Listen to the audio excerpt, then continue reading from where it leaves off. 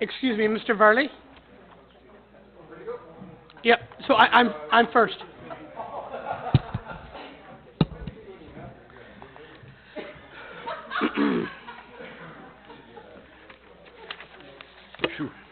Okay, everyone, I'm going to call this special council meeting to order. Are there any disclosures of interest? Seeing none. Any items not listed on the agenda? Nope. So we've got two different bylaws. First one is 2019-029. Who has these bylaws? Willie does? Okay. This one is about our fees bylaw that we've spoken about in council. The next one is about our open air fire permits. Any questions on those bylaws? All right, seeing none. Willie, do you want to go through those?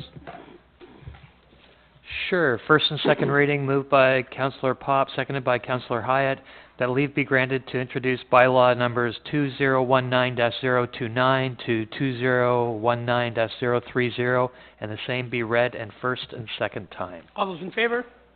That's carried.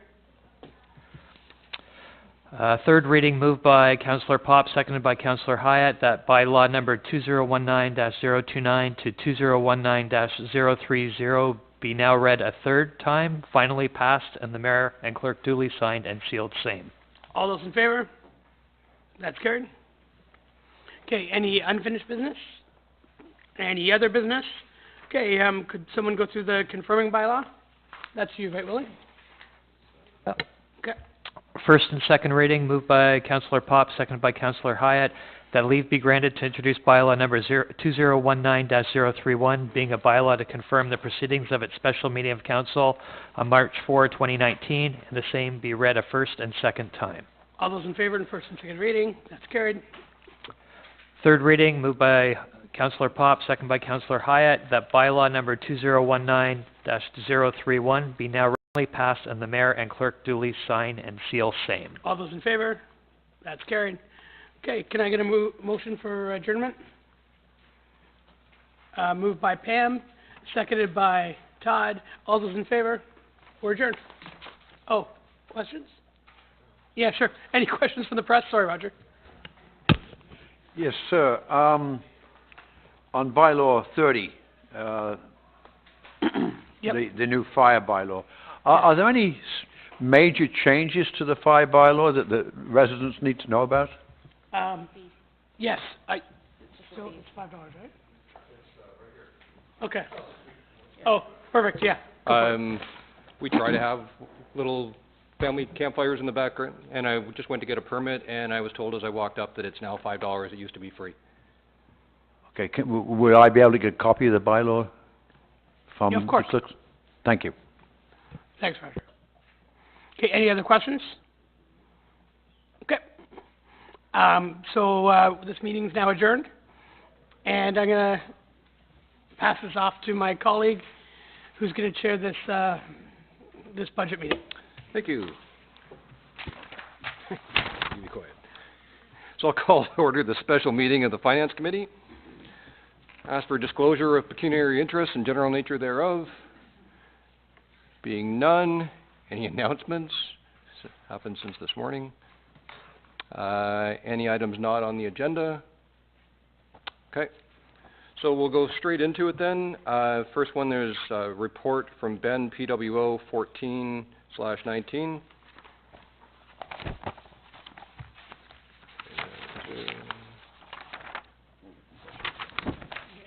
Yeah, concession 6 between 47 and Regional Road 21 cost estimates.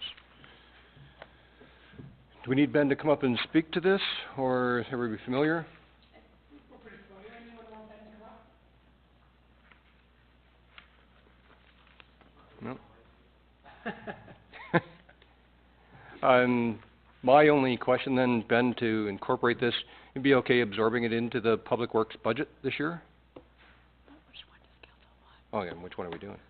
Oh, I thought we were doing all three. Yeah, yes, that'd be fine. Quick answer. Go ahead. Just a quick commentary to this. So in my running around the neighborhoods back in Canada, a big concern in their area, particularly in the winter months, where people come down that hill at a high rate of speed and getting in and out of the area with ice and stuff. Some of them even admitted that it's such a difficult spot that they've even overrun trying to turn right into the spot at times. So I think, helping mitigate speed in this area is a good consideration, and I'm glad we're looking into it. Can I just ask for clarification on the report? Are we doing one of the following or all three? I believe, I was requested to, give you a price on all three. Okay. You can decide which of the three you wanna do. So, Councillor Pop, if I can just go back to you 1 second and say, was that your thinking, that we need all three to get that output?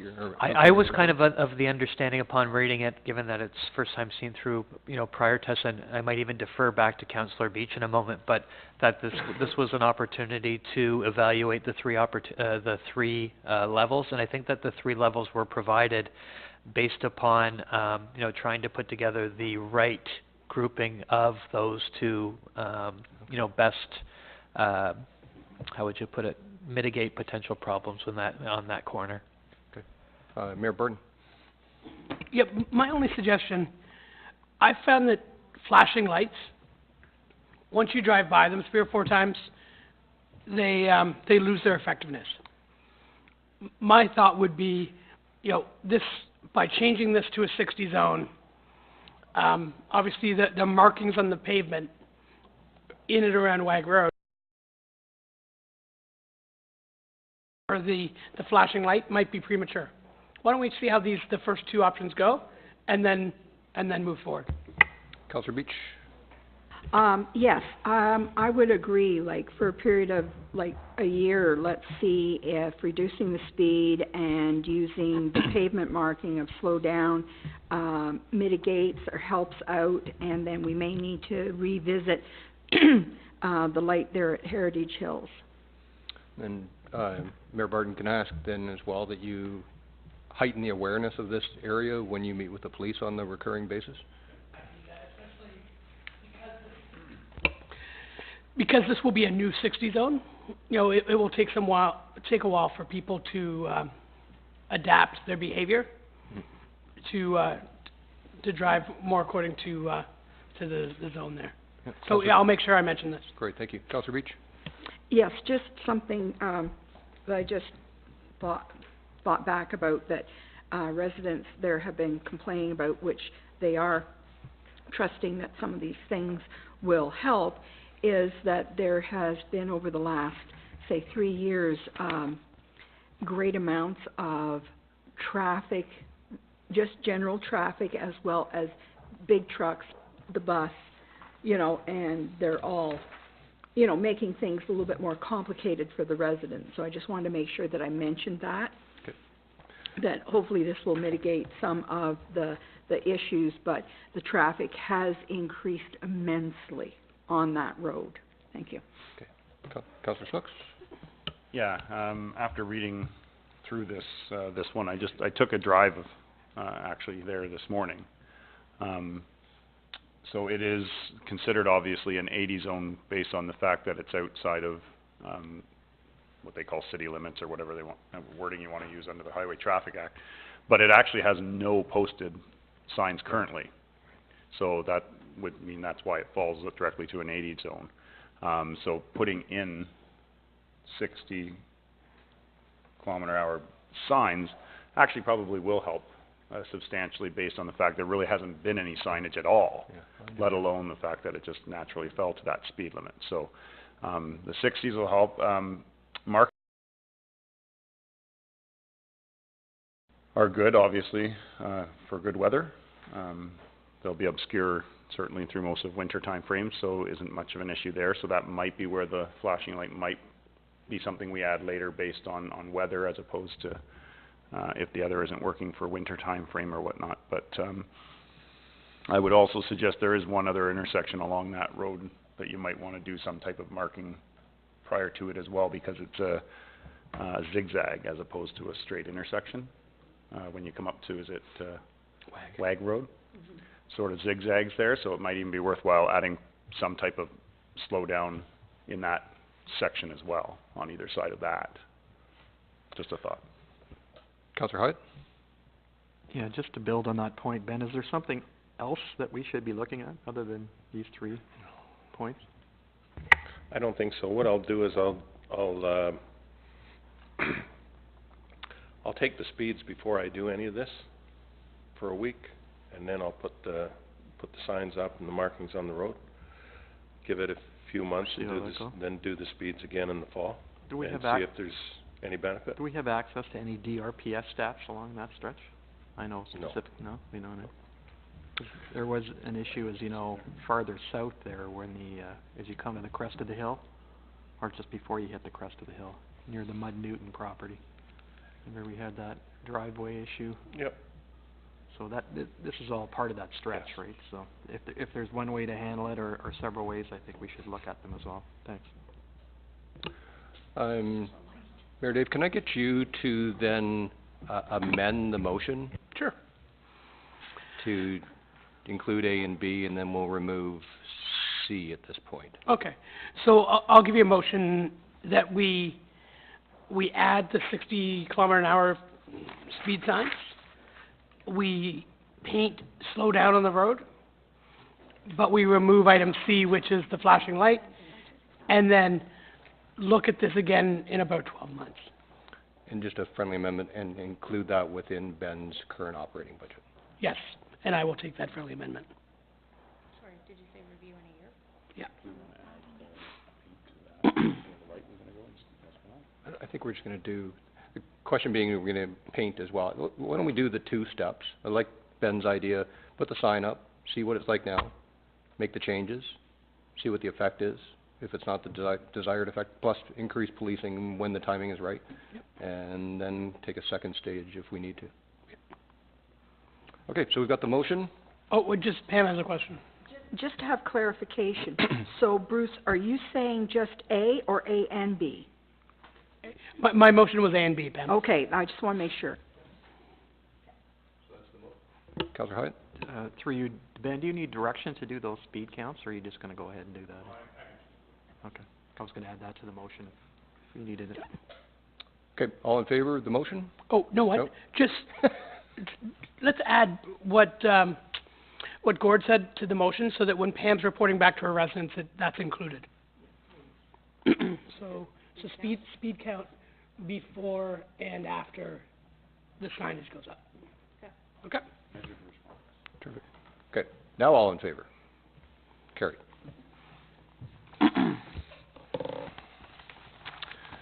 Before I started, last time we did this, I know, Deb, we were giving you fits. If everybody can make their way to the page that says Township of Uxbridge 2019 Operating and Capital Budget, so make sure we're all on the same page.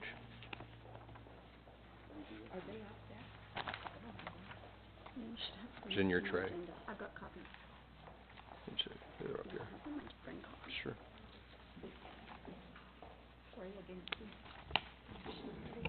Mr. Chair, Yes, can I just speak for 1 second? absolutely, you may. Thanks. So while we're going through this budget process, there's gonna be a lot of motion, there's gonna be lots of really good discussion. Make sure when we're making motions, we make it extremely clear to the clerk, okay? So I have heard from staff a couple different times that they weren't able to determine exactly what the motions were and who made them. So let's make sure we're as clear as possible while still having a very open conversation. Good point, thanks. And to that point, I know, Deb, we were not following a sequence, so I'll do my best to steer along here so you know where we're at as well. So, this is expected to be our final budget debate. Based on the decisions made today, Donna will take that input and be creating a report to council. It'll come to us on March 18th for as a final report to us, and then the budget would be presented for approval, final approval on March 25th. I get to start this meeting with great news. So if right at the top of the page where it says changes to be made to budget, I need a motion to increase the OMPF funding by $28,600. The great news is there was no cut on OMPF. So motion by Councillor Pop, All in favor? Didn't think I'd have any trouble getting that one through. An issue that's not noted right there, and just for discussion purposes, there's two levels of transfer payments, I think everybody knows, OMPF and then OCIF. Donna has been aggressively assertively pursuing the province about what's happening with OCIF. The amount that we expect to get is $401,871, and despite her best efforts to get commitment on that, we don't have it yet. So we've delayed the budget process as much as we can, and we've got to get things finalized so RFPs can start to get out and commercial and residents know where their taxes stand for the year. So we're going ahead with it. The issue we need to understand is if the provincial government goes in a different direction on OCIF, we're going to have to retrench. That we'll have to go back and see what the impact will be. That OCIF is primarily being directed toward culvert funding, and in the effect that, obviously the culvert funding is not, the requirement's not going to change. So if the OCIF does change, then we're faced with a deferral of some capital projects and potentially an impact then into 2020's tax levy. So first I give you the good news, then the question comes out. What I'd like to bring up, and by all means ask questions as we go. I feel like I'm so close to this, maybe I don't give a chance for people to ask, so I'd really encourage you to ask any questions as we go along. I want to highlight that during the pre-budget meetings that were held during November and December, that was Donna and I, and for the most part, when available, Dave and Ingrid were going to all these departmental meetings. We removed $75,000 from the departmental budgets during that process. That's why it's been a bit of a different process as far as when it's been before council. During the council meetings then, we've had some discussions, some things have been added, a few things have been changed. The result of that was a further savings of $6,876. So the question is then, where are we? So all that information is shown here, what I'm about to speak to, the budget to date. So when Donna and I first presented the budget, we were at 4.48%. Adjusting then for the good news on the OMPF, right now as we speak, we're at 4.25%. Net of growth, of course. What we need to understand for everybody in the room is it's not final though. So we're at 4.25. Our mission today now is to go through and make sure that we're all on the same page of the motions that need to be made and other items for consideration. And when that's done, Donna then takes that back, crunches the numbers, and we'll come back in the final report saying what the number is. So just to reiterate, 4.25 is not the final number. That's where we are right now.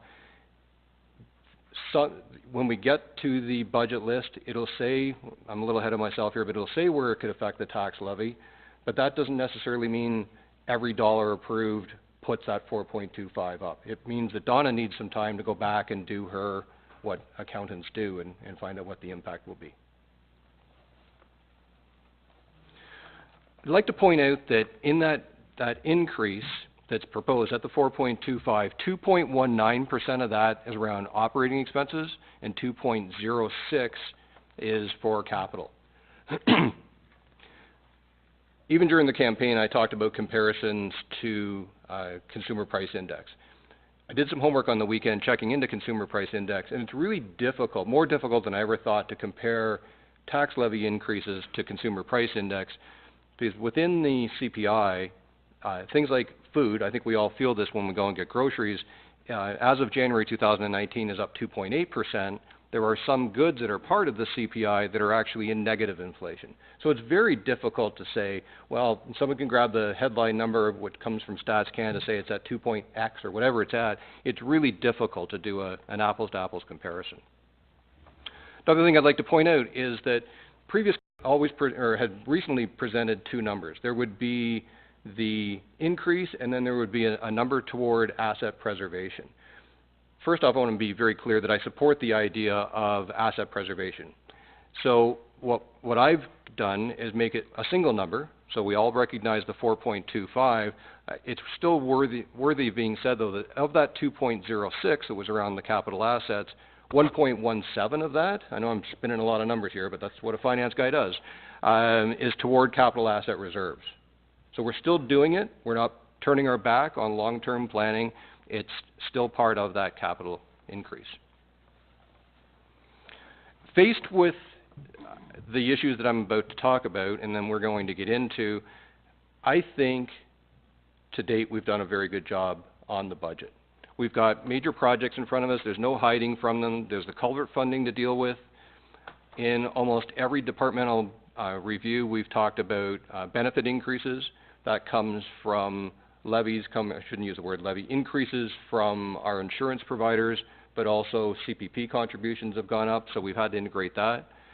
We've just started the collective agreement negotiations. That needed to be built into it. We've recognized, and Mayor Dave's been passionate about this, that the iconic library building has long been not kept up, so we've got funding towards that. And we're continuing to improve both our urban and rural roads. I've provided the press some relative numbers, so I think everybody needs to be aware of what other municipalities are doing.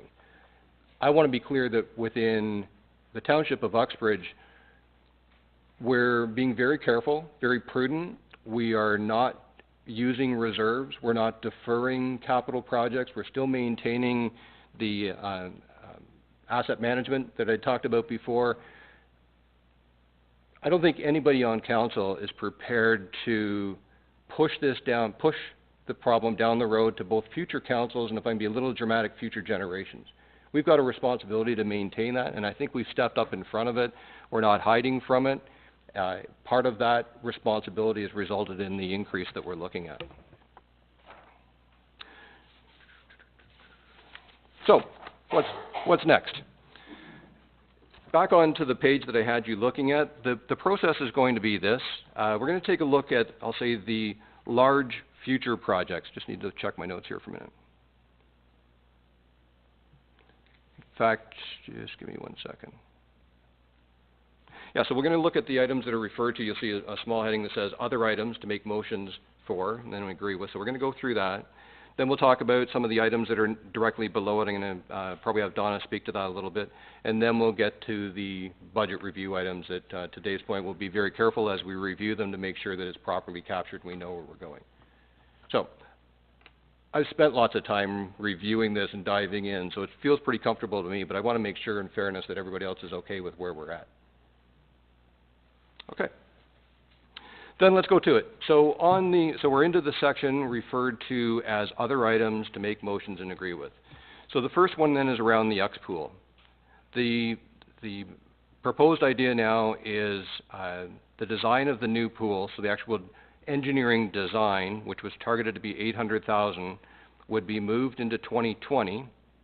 We've had lots of discussion about when the right time is to come up with that design closer to the potential construction. Excuse me. What we would like to do, though, is go forward with the conceptual plan update, and then we would budget $50,000 to do that, and the funding's already in the levy. Any thoughts on that? Do we need a motion? Yes. Okay, so I would need a motion then to make that change, to defer the design of the pool to 2020 and to go ahead with the conceptual plan update for $50,000 this year. Yep. So do you want to give that? You want to do that, Todd? Well, I just want to speak to it. Sure, yeah. A little bit. Yeah. I certainly do not have a problem with that motion, only because, as I'm an advocate, obviously, for moving forward as fast as we can on this, but knowing that the conceptual and what we're looking at as far as a pool and rec facility aspect is in that early stage now because it is being redesigned, so it will take a good portion of this year to even come up with what we want to actually put forward where the 800 plus would need to be used. So Good, okay. Councillor? Oh, yeah, David, so go just a question / statement. Now, we do have to be prepared. If all of a sudden it looks like funding's on its way in for this, we need to be flexible as a council to be able to throw things together and get moving as quickly as we possibly can. So it's balancing, our plan is to go 2020, But if If If additional there's a- funds outside of what we're Right. talking about, yes. Yeah, that's if the totally political climate changes drastically and they're looking for this type of infrastructure project, we need to be ready to move so that we don't miss our window of funding. Councillor Hyatt? Yeah, just a couple of questions. One of them being, is that 50K for this year going to be directly tax levy, or is there some of it coming from reserves, or? For I the, don't, for the you can- pool concept, that 50,000? Yeah, the second Yeah. point, you've got Yeah. there, add pool conceptual plan update. Yes, that is correct, Gord. It is It's coming all- from All tax levy. 50 is tax Mhm. levy. Are there any opportunities to draw some of that from elsewhere, or? Okay, so what we wanted to do is we wanted to start building the levy up gradually over the next few years, so Okay. that when we actually do build the pool, that levy amount for the debenture payment will be in the budget. So we're So we're creating- not having to all of a sudden come back to ask taxpayers for an additional 2 or 3% extra Mhm. tax levy increase in the 1 year, that we would build it up gradually. And we did that with the fire hall, if you recall, Gord. Yeah, so it's the same sort of thing. Yeah, and it works well. Has there been any money? I recall we put some money aside for pool, but maybe I was dreaming. Did we put money into That a, was Todd. capital reserve for something, yeah? I think, Or did we reallocate it somewhere else? no, I think a number of years ago, there was something in the levy to do Well, we some did type the- of an initial plan, but it was just a 1 year, and then Yeah. it came out, it well, didn't we continue. did the design, or the preliminary design, what was it, 4 years ago or more? And that was maybe 20,000? Yeah. And I recall there was, anyway, that there was money put aside for future considerations that maybe not. Okay, all right, that answers that part of it. Just on the political climate, I mean, if we look at it realistically, provincially, I would say we have no hope. Federally, if this changes this October, we could have no hope as well. So I think we need to go ahead with our plan and not hope that, you know, there's a pipe dream somewhere else. I mean, I'm just trying to be realistic here, so. Fair enough. Good. Any other questions or comments about the two items related to the X pool? Can I get a motion therefore to defer the pool design and the associated $100,000 to 2020 and add the pool conceptual plan, $50,000 into the 2019 budget? I will put that motion forward. All in favor? Carried. Next item, Fields of Uxbridge driveway upgrades and parking, the idea being to defer that to 2020. Given the amount of activity that's taking place at the Fields of Uxbridge, we don't want to pave and then tear it up. So the idea would... Just to help you in that commentary, Councillor Garrett, as we're looking at the new pump park now going into that space, given that that was kind of a very recent addition in, I don't think it makes any sense whatsoever until we get the pump park completed to consider any sort of parking. So I think that you'll find that we're pretty much in agreement pretty easily on that one. Good. Any questions? Okay, get a motion to do that then? Pam? Yeah, I'd like Do to... you have a question? No, Okay. I'd like to pass the motion, because Okay. I think this is perfect, Okay. to defer the project of paving and upgrading the parking till 2020 Okay. because of the things that are coming up. All in favor? Oh, sorry, go on, Can that be phased at all? I know it's a sort of a one build, but like do the preliminary preparation 1 year and then the paving or grading parking lots the next year? Rather than Great trying to do it discussion all for at the once? 2020 budget. I think you'd have to take a look at the pool concept plan, and you have to look at the deferral of everything to 2020, because there's an exercise that has to happen in 2020, or 2019, and that's really plotting everything onto that property. Right. My concern is that if you start working the way we are working from the road in, we're gonna squeeze ourselves out with environmentally protected land to the east. So, get the entire site plotted, make sure that it's properly surveyed and you know where everything's gonna go, including the parking lots, including the driveway, because the driveway probably needs to be wider. And then at least you have a plan that's got the detail to it that you can start to take those pieces. But I think That's kinda where I was going, that there should be a planning phase and then a build phase. yeah, to me, 2020 Because if you is, have pump track, pool, soccer needs, diamonds, tennis courts, they're all gonna have a play in this. So I'd hate to go ahead and do something and then find out that we didn't take something else into consideration, so. So maybe Yeah. that's part of this, all I'm asking is how we deal with it, right? Yeah, Gord, I think we were probably saying the same thing. That would be your last portion. I mean, we're pushing it to 2020 as far as this one line, but that'll likely get pushed, I think, beyond that, based on, this would be the last thing you do on the property. Yes. Yeah, we'll have more information in 2020 and we can go from there. I think we did the vote at the same time, so it was all in favor. Just saw your hand go up too, Gord. Okay, that was carried. Next one, related to the Public Works, East Gwillimbury. We've been levying $50,000 a year to that. Ben, if there's any questions, I'm going to have you pop up for a second. So we have $200,000 in that reserve. Need a motion to delete that funding and then not to delete it, but to reallocate it, rather, would be a better way to put it, towards the Brock Street culvert.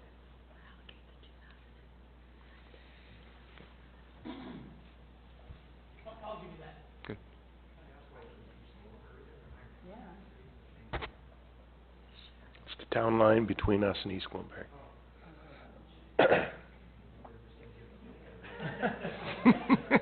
We have a boundary road agreement with them.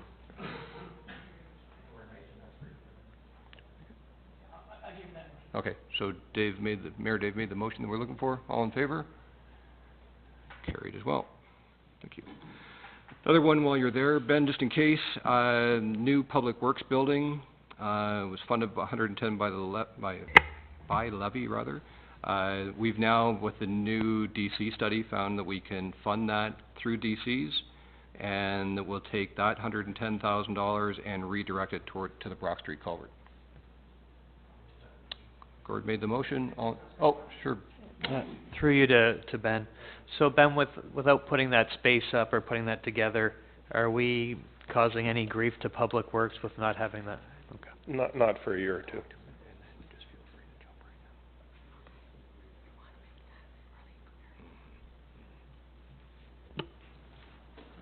Good. Just a quick question to Ben, a little off topic. Salt Dome, what year was that for? It's 4, maybe 5 years out. Okay, good. That's, just making sure it was far enough, thanks. We made the motion, we voted there, didn't we? No. Did we? All in favor? Carried. Thank you. Too much going on. Okay.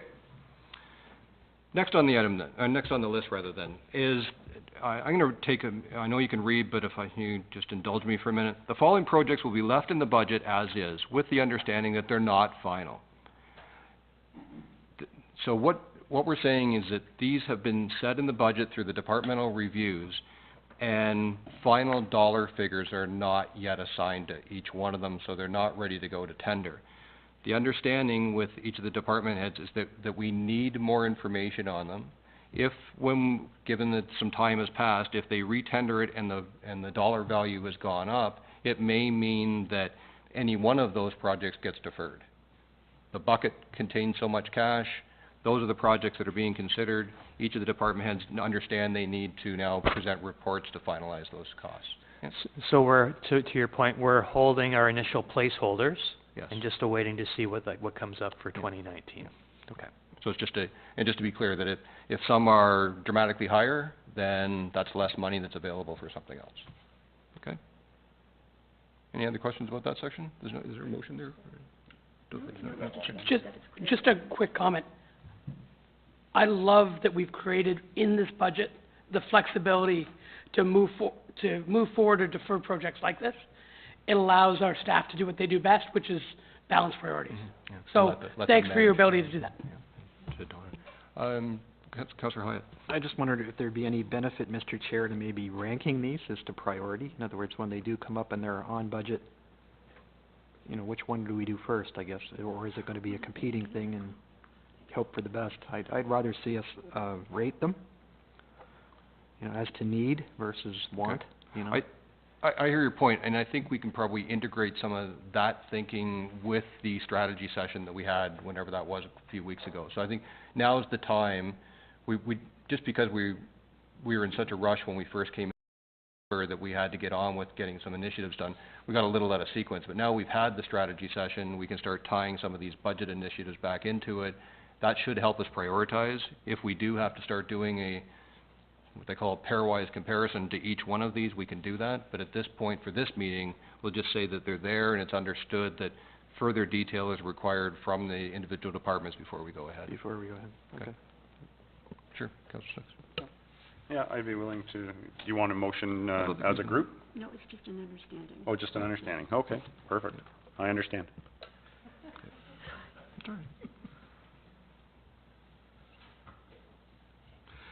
Right below that, little box, we've got some references as the 2019-2020 budget for the Brock Street Culvert project is based on the July 2018 cost estimates.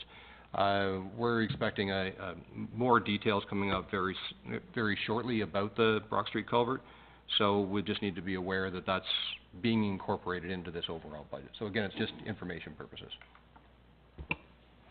Meredith? Yeah, just a question for you to Don on that. What, just where are we right now?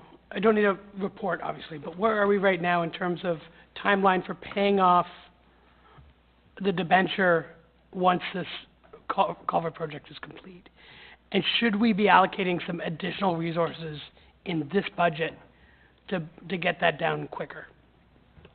Okay, so as Bruce mentioned, we're still working on finalizing costs for the Brock Street culvert, and we're hoping to hear more information from the contractor by the end of the month. And at that time, I'm hoping to have a report to bring forward to council to give them the new estimate of the Brock Street culvert project. As for funding of the culvert, there's still a few things in the works that we haven't quite found all the information for yet, such as the OSIF grant and also the region's contribution towards the project. So once we have that information, we'll be able to have a better idea of our funding. Right now, I think I'd be looking at a 20-year debenture. But a few things that we've already done in the budget, that we just made motions to redirect some of the funding towards the Brock Street culvert, so that will help greatly too. But at this time, it's kind of premature to give you that exact information. Okay, again, But in the next month or two, I do expect that we would have a much better idea of our funding. okay. Again, we all know that this is an enormous project for us. We are in this budget process right now. I just want to ensure that we're not, we know we have a very tough budget year, which is, 4.25 already is an enormous number.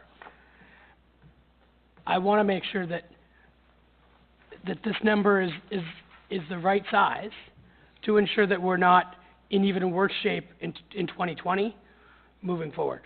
That's all. That's just a statement. You don't have to reply. Fair enough. Any other questions or comments? Okay. Then you're welcome to turn the page then to the budget list. And then Deb, I'll make sure we incorporate the, oh, I'm sorry. Go ahead, Roger. Is now okay to ask questions now? What's the approach here? Do we wait now or now or? Let's be flexible and make sure that we have an open process. Sure, go. Okay, just a couple, Councillor, if I may. Could somebody explain to me what this East Gwillimbury thing is?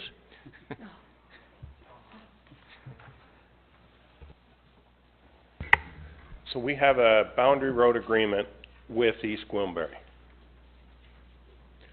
And the boundary road agreement says that we're responsible for 50% of the capital costs of upgrading the road or fixing the bridges.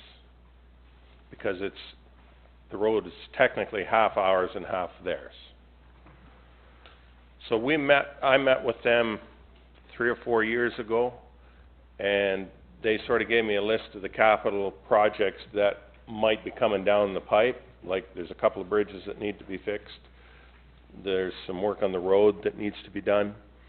So my recommendation 4 years ago was to put this start putting this $50,000 a year away in a reserve fund. So that's how this that's how the reserve fund got to be $200,000. What road was that then? The Uxbridge East Gwillimbury Town Line. So it's essentially straight west of Zephyr from Ravenshoe down to the Regional Road 30. Thank you, Ben, I appreciate Okay. that. And if I may, Councillor,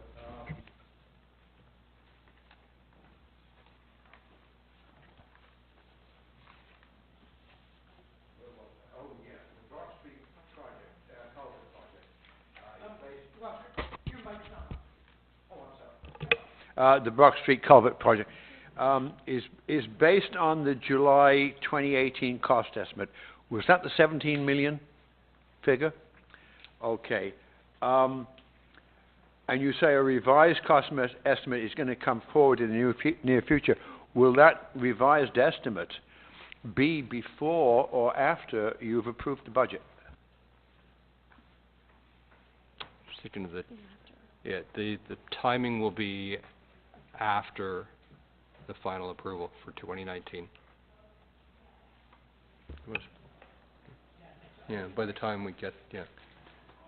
Because the budget report from Donna will be March 18th, of summarizing everything we talk about today, and the final finances from, related to the culvert will be after that. Well, if that estimate goes up in any way, shape or form, is that not going to affect your budget?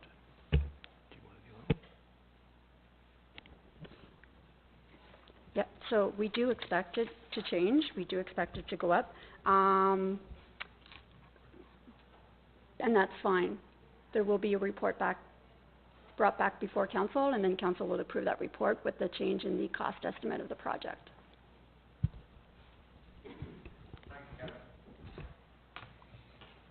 While we're there, might see any other questions? Yep, Evelyn?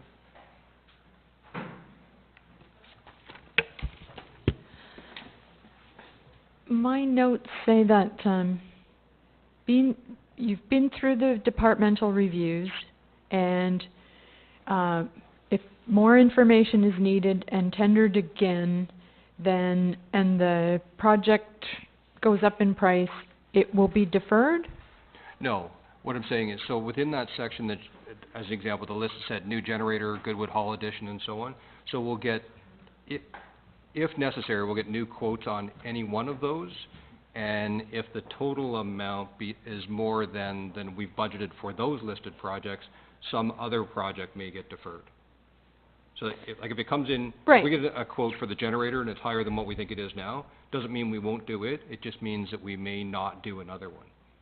So that goes back to Councillor Hyatt's Okay. idea, which of these are our Right. priority? Okay. Yes, because then my next note was you were holding things in place, and if something is much higher, money will come from somewhere else. So that's probably what my note taking was, Oh, I see what you're saying. So was, it- yeah, was it would talking be- about. But Yeah, but I yes. didn't have it quite right in the first Okay. part, so I'll fix that. Thank you. Okay. William? Sorry, I just missed it. Can I clarify the Public Works building? Did that go through to redirect that to, yes, okay. That was redirect, yeah. Thank you. While we're shaking things up, anybody from the public? Okay. Let's then go to the budget list. The goal again, since I ran through so many things so quickly, is there's been some discussion, there's been some puts and takes on this already. There's been some items that have been deferred to 2020. If you look down the list, you can see the proposed cost for each one. Donna's done a very clear job of pointing out what does and doesn't affect the tax levy. These are the ones that, as we debate each one of these, then we're starting at 4.25. Donna takes this away and determines what the impact of these changes would be to that 4.25%. So what we'll do is we go through each one, then to Mayor Dave's point at the beginning, then we need to be careful and articulate that we make a proper motion for whatever happens to each one of these items. So the first one up then, the Public Works Active Transportation Consulting Fees for $40,000. So I'll provide a little bit more clarity around it. So what we're looking for with this is, obviously putting together the plan so that moving forward, we have a lens of active transport moving forward within the community. And if we look at what that deals with, I'll give you some of the things that we've been talking about as in our committee.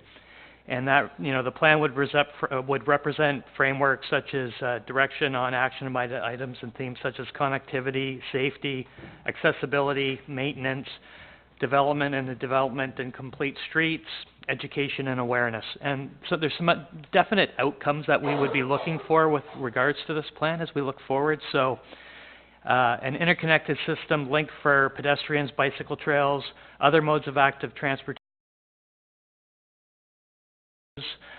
road-based routes, neighborhood walkways and pathways. I won't go real deep on these. I've got like 9 or 10 other ones. So just briefly, a priority map that integrates what we have existing into a regional network. It would help us from several other different areas too with regards to our Trails Committee and what we're looking to do moving forward with them. So as we look at, we're already talking about the Trails Committee doing a phased approach into the fields of Uxbridge and how we interconnect land that way. And it's also got to look at park to park, park to school, that sort of thing. And when you look at your plans moving forward, what it has to do is it's got to be supported by other town plans and policies. So to the point on it being, as we look at, as an example, Ben and his public works and what they're looking at from a roads perspective, we would look at the asset management that he's doing and how we would look at it from an active transport perspective moving forward so that the two are interlinked, so that we could work on things simultaneously, not starting on one and then realizing we miss a piece on that and have to do something else moving forward. I could go deeper than that, but I just want to keep us going on it. I think at this point in time, we've allocated $40K into the 29, we're looking to allocate $40K into the budget to put a plan in place. We're starting to look at costing around that. We don't have anything at this point in time on it. If I can, let me just ask you a question about it, Willie. I think of the work that David Richardson pulled together and completely built it through volunteers. And as he was saying, one of the reasons we had to have that declaration of being an age-friendly community, plus have that report to refer to, is we can then leverage that and any money that does get approved here to be able to some kind of a matching, to leverage it to go and get grants. It sounds like it's the same thing, and no doubt you've got some brilliant people on that committee. Can some of this be done by the intellects that are on your committee? The short answer is absolutely. At this point in time, what they were kind of looking for is, securing funding to go out and look for it, not pull out. I think I've mentioned it in talks with Donna. We're not looking for a Cadillac version of this because we believe that we've got people on the committee that can do a lot of the legwork that could help us along that way. But they do need some of the pieces that this type of a plan would put in place, so that we could activate and work on it above and beyond that.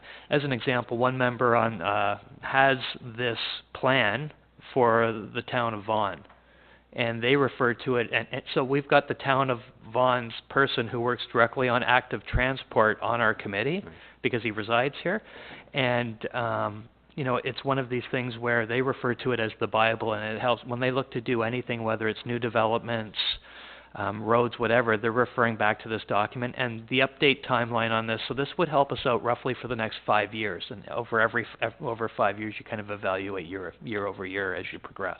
Okay, thank you. Councillor Hyde? I'm just trying to get my head around, not that I don't support having an active transportation plan, if you want to call it that. I'm just trying to figure out in my own head, what's the difference between, let's say, active doing a plan, age-friendly doing a plan, accessibility doing a plan. To me, they're all kind of part and parcel of the same thing. So maybe I'm missing something. If somebody can add something to the mix here, if we're paying a consultant $40,000, to me, I would rather spend that $40,000 implementing measures that will help active transportation rather than paying some guy to tell us that we should be doing it. So I'm not clear on why we would have 3 different groups kind of doing the same thing. And perhaps I'll speak to it just because we're on the active transport side. Some of the things that you're alluding to this morning do intersect with what's going on here, for sure. I think that, if you went down deeper into it, into the weeds, you would see that age-friendly does some things, a little more conducive to stuff. This is mostly just getting around town. It doesn't talk to transit per se.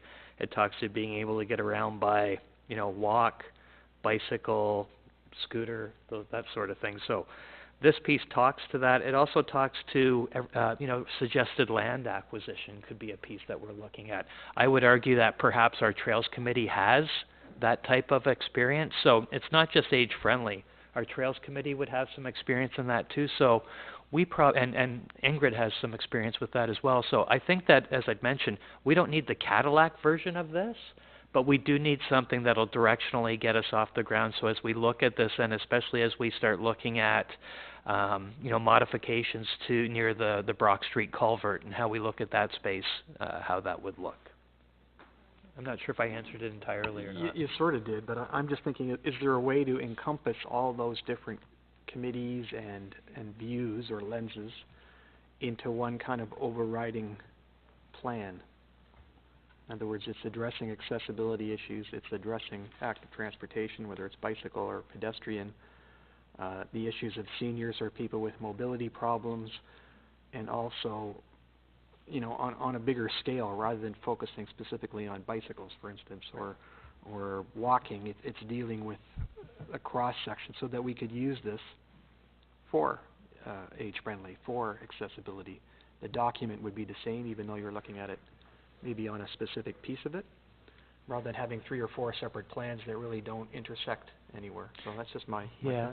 It would be nice to be able to amalgamate, but I don't think that it would do the proper service to age-friendly, because I think there's some pieces in there that would go in. And I would go back, it probably wouldn't help to have active transport beneficial as well, because there are some pieces. The good part about the committee that we have right now is, although they're looking for this funding, there's a whole bunch of things that they're looking to do that cost nothing. Like, they're willing to dive deep into education and look at doing, so as an example, instead of having the long lineup at, 8:30 in the morning trying to get all your kids to school, how to bring something together where the kids can get to school on their own, working together, whether it's walk captains or something like that, to bring people, which pulls more vehicles off the road, and to do something, and they're fully committed to that. I think that, accessibility has a lot of different challenges that are not active transport related. It does dovetail a little bit more into age-friendly, but I think that still there's probably a need to kind of keep them a little bit separate. And Councillor Garrett, I don't know if you want to speak to age-friendly in that area, if I've missed anything that you think might need to be. No, Gord, I hear what you're saying, that we don't want to give money to a consultant, the old adage of, I'll give you my watch and you can tell me what time it is. I'll put the words in your mouth. I don't think it can be one plan. I think the reason this question keeps coming up, and we've revisited this $40,000, this is probably the 4th time, I think it's because we don't really know what it's going to, as opposed to pick the next one down. And I think that's where the uncertainty is. I think primarily because active transportation is still a very, very new committee that's still kind of making their way. And it's been around, 6 months or something like that. So it's a bit of a leap of faith, if you will, but I think we're at this point that we understand the value that comes from it. There's been for lack of a better term, they sort of quasi-called it a summit, where active transportation and age-friendly and accessibility did meet together to see where there's some I just think the lesson learned for 2020 would be, if active transport needs another X number of dollars, to come and say, we're going to do this with it. And I just don't think we're quite there yet. So it's a bit of a leap of faith, but so we have to decide if we're okay to go ahead with that. I think the other thing that we could do is we could, in the last week, we've had more information come back. Our next meeting's tomorrow night. We do have access to do 2 separate documents that are quite detailed on active transport plans, and then perhaps putting a straw man together and bringing it back to council. I mean, they're aware they're going to have to come back in front of you, similar to what Age-Friendly did this morning, and put together what the plan would be and what it would look like and what we need to get there. Mayor Dave? Yeah, I was just going to speak about... Thanks. Our town is going to drastically change in the next 10 and 20 years. Certainly from a downtown perspective in the next 5. And we need to make sure we're planning our active transportation infrastructure properly. If we don't do it right, you know, the future councils are gonna wonder why we didn't. So, I'm not ready to approve the exact $40,000 on what this group wanna do, but I think in order to do the work that needs to be done, we need to allocate some resources there, which I think we're about to do. You know, there's the old, you know, if you fail to plan, you're planning to fail. And I think our active transportation infrastructure is one of those things we need to do right. You know, you think of the new development that's gonna happen on the east end of Brock. You know, we've got the issues around Cemetery Road and how we get people from the different developments to their schools and to, you know, to shopping and Kawartha Dairy and all those important things that kids have to get to. So, this is a critical piece for us, and I hate spending money on consultants, but I think in this case, we're gonna need some really good advice from lots of people, especially our committee. But in order to put it all together, we might need a document that a consultant puts together for us. Yeah. There's my rant, go ahead. I was also going to say that, as I've said before, many grants that are out there today, you need to be able to reference documents that have been put together and endorsed by the community. And the active transportation was actually being funded when the Liberal government was in as a means to collect funding or to apply for funding. This document would at least get you ready if funding did become available, and you can reference that it's been carefully thought out. And we're starting to see that most grants now require that backup. And I think that's what we're saying. So it's much like what was just presented to us this morning, that needs to be there, needs the support of council in order to access other people's money, as they say. So I'm encouraged by what Councillor Pop's saying, is that not just gonna hand it off to somebody who's got a pre-packaged active transportation report. As long as I'm assured that as much work as possible is being done by the committee, and then massaged from knowledgeable people who know how to make sure we can make more than $40,000 from another level of government, then I'm okay with it. Is there a question? No, I thought, oh, Pam, I'll just throw one to you. No, I'm just kidding. So, we would therefore need a motion related to that $40,000. I'd like to motion to have the Public Works Active Transportation Plan consulting fee in the amount of $40,000 applied to the 2019 budget. And just take note that that is not coming from tax levy, so that... Right. All in favor? Do I vote? Do I vote? No, I don't vote. I break ties. Go ahead, try. All in favor? Maybe. 1, 2. Raise them bigger? 3. Carried. Just. Opposed? 1, 2, 3. Excellent. You haven't yet. Oh, you haven't yet, okay. And he's on the first one. A report would come back with more detail. So, here's the issue. 2 things. One is what, in fairness, Donna's sharing with me, that a report would need to come back with details of what it's going to be used for. The other typical rule of order when you've got a tie is that you vote against as the tiebreaker, unless there's overwhelming evidence against that. Because you don't have majority support, so you go the other way. So I'm forced into that situation to say, we need a report back then to be able to say what that's for. The issue would be timing, though. Oh, but it's not affecting the tax levy. That's what you're going to... No, go ahead. Sorry.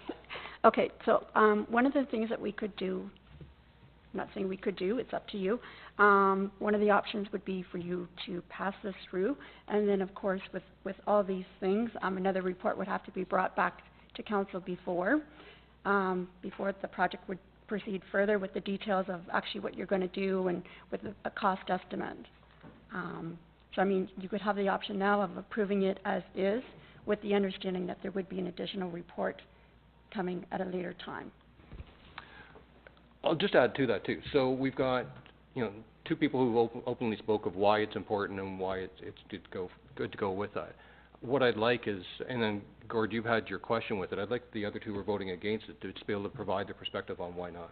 Okay, and just end up a second ago. Yes. No problem. So, I was under the impression that this was to earmark funds, and further this report would come back where we would have an opportunity to vote on exactly what this $40,000 would go to, and whether or not it would be $40,000 at all.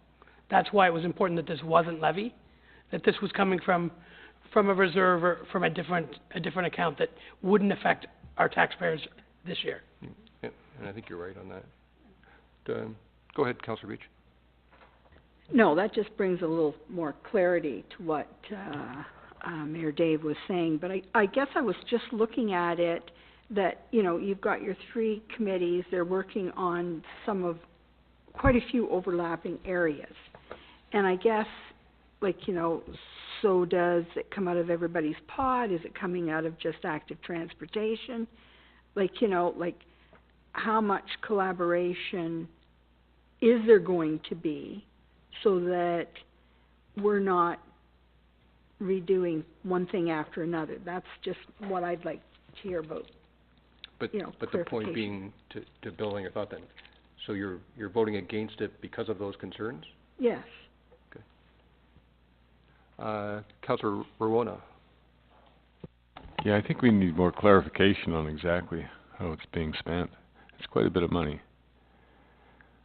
So, that's all I have to say. So the situation is then, what if it's not affecting the tax levy? Good news on that. That again, I think the reason it keeps recirculating is that we don't know exactly where it's going. It's to develop a consultant's report, and then it sounds like it's much like the one with Age Friendly coming up. It's just that we're down the road, and now we're saying, okay, we need some money to go ahead. It's almost like you expect to have, and rightfully so, you expect to make some recommendations, probably sooner than later, perhaps say in the next 3 months, and then you'll still have 6 months, and you don't want to be sitting around twiddling your thumbs without any money to get some projects done. I think that's where we're at. And again, I think that's where the discomfort is amongst council, is that we just don't know where we are.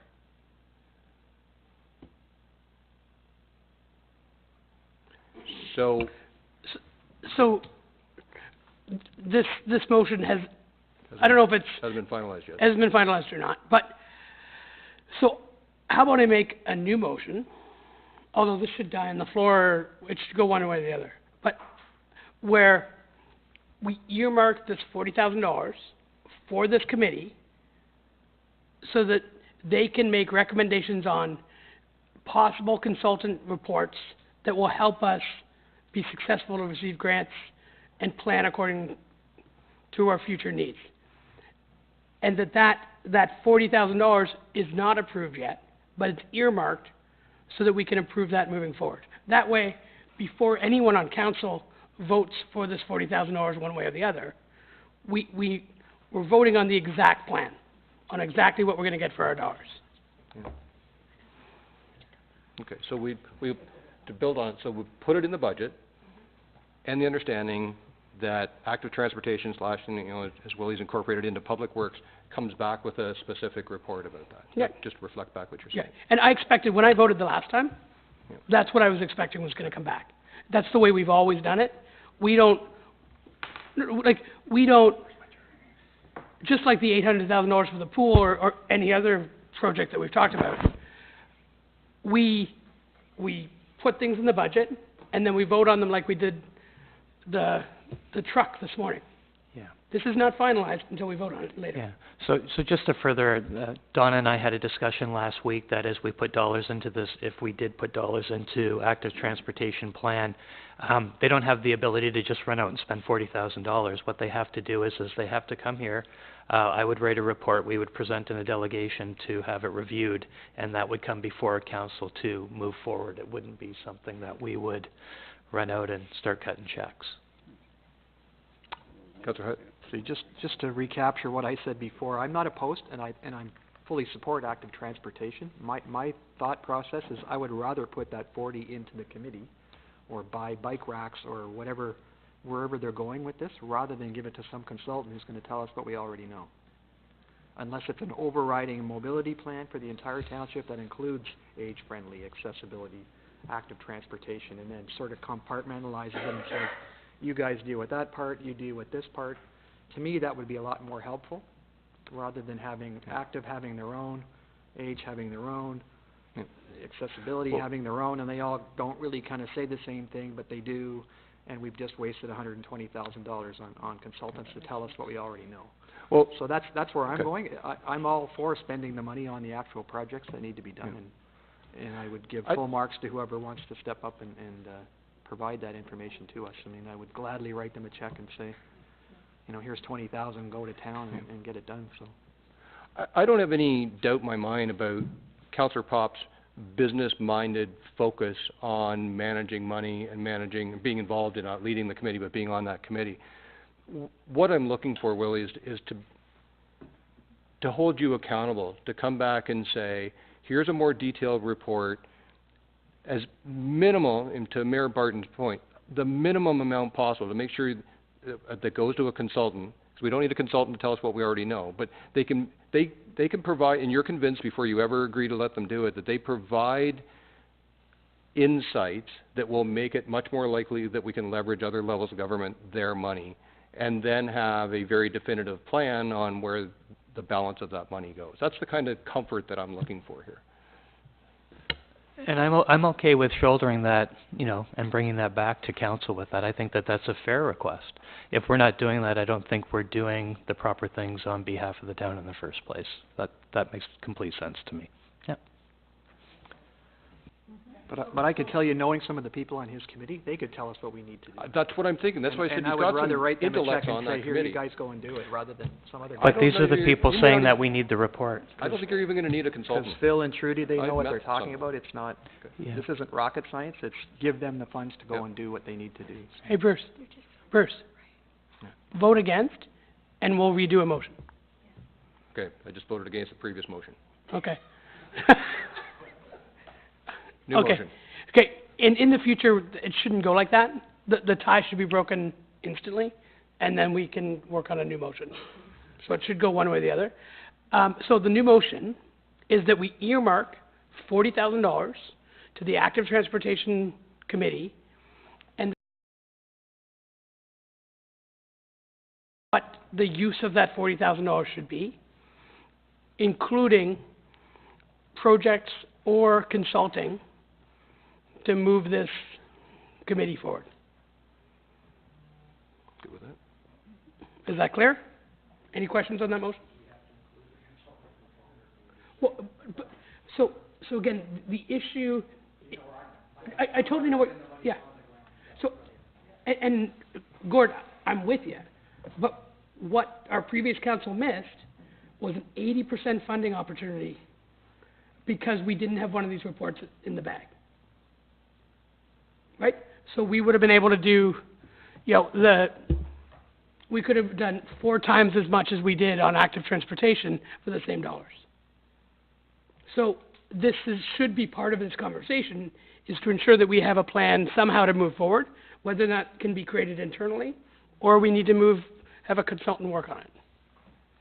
And maybe the consulting that gets identified is when you start to get into CAD drawings. Like, this is some of the support that he's gonna need. They're gonna bring a report back. But then when you start getting to CAD drawings of intersections and those kind of specialty pieces, I kind of think that's where the committee might struggle in being able to do the document completely in-house. It needs to be very, very clear what the intent is, and sometimes those drawings and CAD work are the ways to be able to demonstrate what's intended. So would it be better to take this consulting thing beyond just active transportation and incorporate the other 2 committees? And I'd rather spend $50,000 and do it right township-wide than have a narrow focus on one particular aspect, although it's a good one. Do you understand what I'm saying? Is let's do it all, and I'm sure Age Friendly will probably be coming forward with something along that line, is that we need to have a comprehensive plan to deal with those issues. I'll just comment. We haven't had any discussions at the Age Friendly meetings to say we think we need a consultant. We've got staff who have offered to help with, and have given me examples of, grant programs that are available now. We don't feel that we need anybody to tell us, you know, I think the difference is, and again, I'm not that involved in active transportation, fully support the concept, don't know that much about it at this point yet. To me, it still seems fairly new, and correct me if I'm wrong, where age-friendly, we're late to the game on this. So we've got all kinds of reports and examples out there that we can now take advantage of and use, where maybe active transportation does. I hear what you're saying, but I'm not going to put my hand up and say, I need a consultant to help me with age-friendly recommendations. No, but what if I'm hearing is correct, that it's leveraging grants, then maybe we do need to have some third party telling us what we need to know, that we already know. But if it's going to allow us, you know, a grant for, as David said, from the OMCC or whatever it was, then yeah, that's something we need to have in the bag. But to me, if we're going to do this, let's do it corporate-wide and not just focus on one or two little bits. Yeah, and my only comment is, active transportation, accessibility, cycling plans, age-friendly. If an 8-year-old can cross a street, and an 80-year-old can cross a street, and someone in a wheelchair can cross the street, so can a bike, so can a skateboard. The right active transportation plan ensures that we don't make those mistakes and that our infrastructure doesn't work for everybody. And again, I don't know if we need a consultant for this. My suggestion is, let's earmark some funds so that we don't lose another year. That's all. Okay, well, we have a motion on the floor. All in favor of Dave's motion? I don't know if you need to repeat it, Dave, to get everybody. Do you want to? Okay. So. Why don't you do that? Let's see if it's the same once I do it again. That we earmark $40,000 for either projects or consulting to move the active transportation. I'm going to add / age-friendly / accessibility plan forward. Everybody's clear on the motion? Now all in favor? One, unanimous. Beautiful. It was worth the time. Well, that didn't take long. Get number one done. Good. Check. Did you order more pizza? Because we might be here a while. I think there's still some left. Okay, second item, Public Works as well, the weed spraying, roadside targeted spraying. There's been some more discussion regarding this as well. The proposal that is on the paper is that $15,000 be deferred to the 2020 budget. Yeah, I support that. We have weed issues all over Durham Region, all over Ontario. Let's see what other people come up with so that we know how to move forward with this. Yep, go ahead. Well, I'll just add, when I was at the Ontario Good Roads Conference, I had gone into the area of the vendors and whatnot, and there was some stuff to do with weed control, and I have posed questions to that company, and they're getting back to me on some of that stuff, especially to do with Daughter, which they weren't 100% sure on, so they were going to get back to me and let me know. So I think it's wise to just hold off on that. Okay. Gord? Is this to deal with Phragmites, or what are we talking about here? Ben, is this what this is? Yeah. Phragmites? Yeah. Anything else? Mainly? Dog strangling line? That's a separate thing. Any other questions? Can I get a motion then to defer that to the 2020 budget? Made by Gord. All in favor? Carried. Next item up is snow removal on sidewalks. We've had hearty discussion about what can be done with that. We've had a meeting with Councillor Pop, Councillor Snooks and I to talk about what we may be able to do.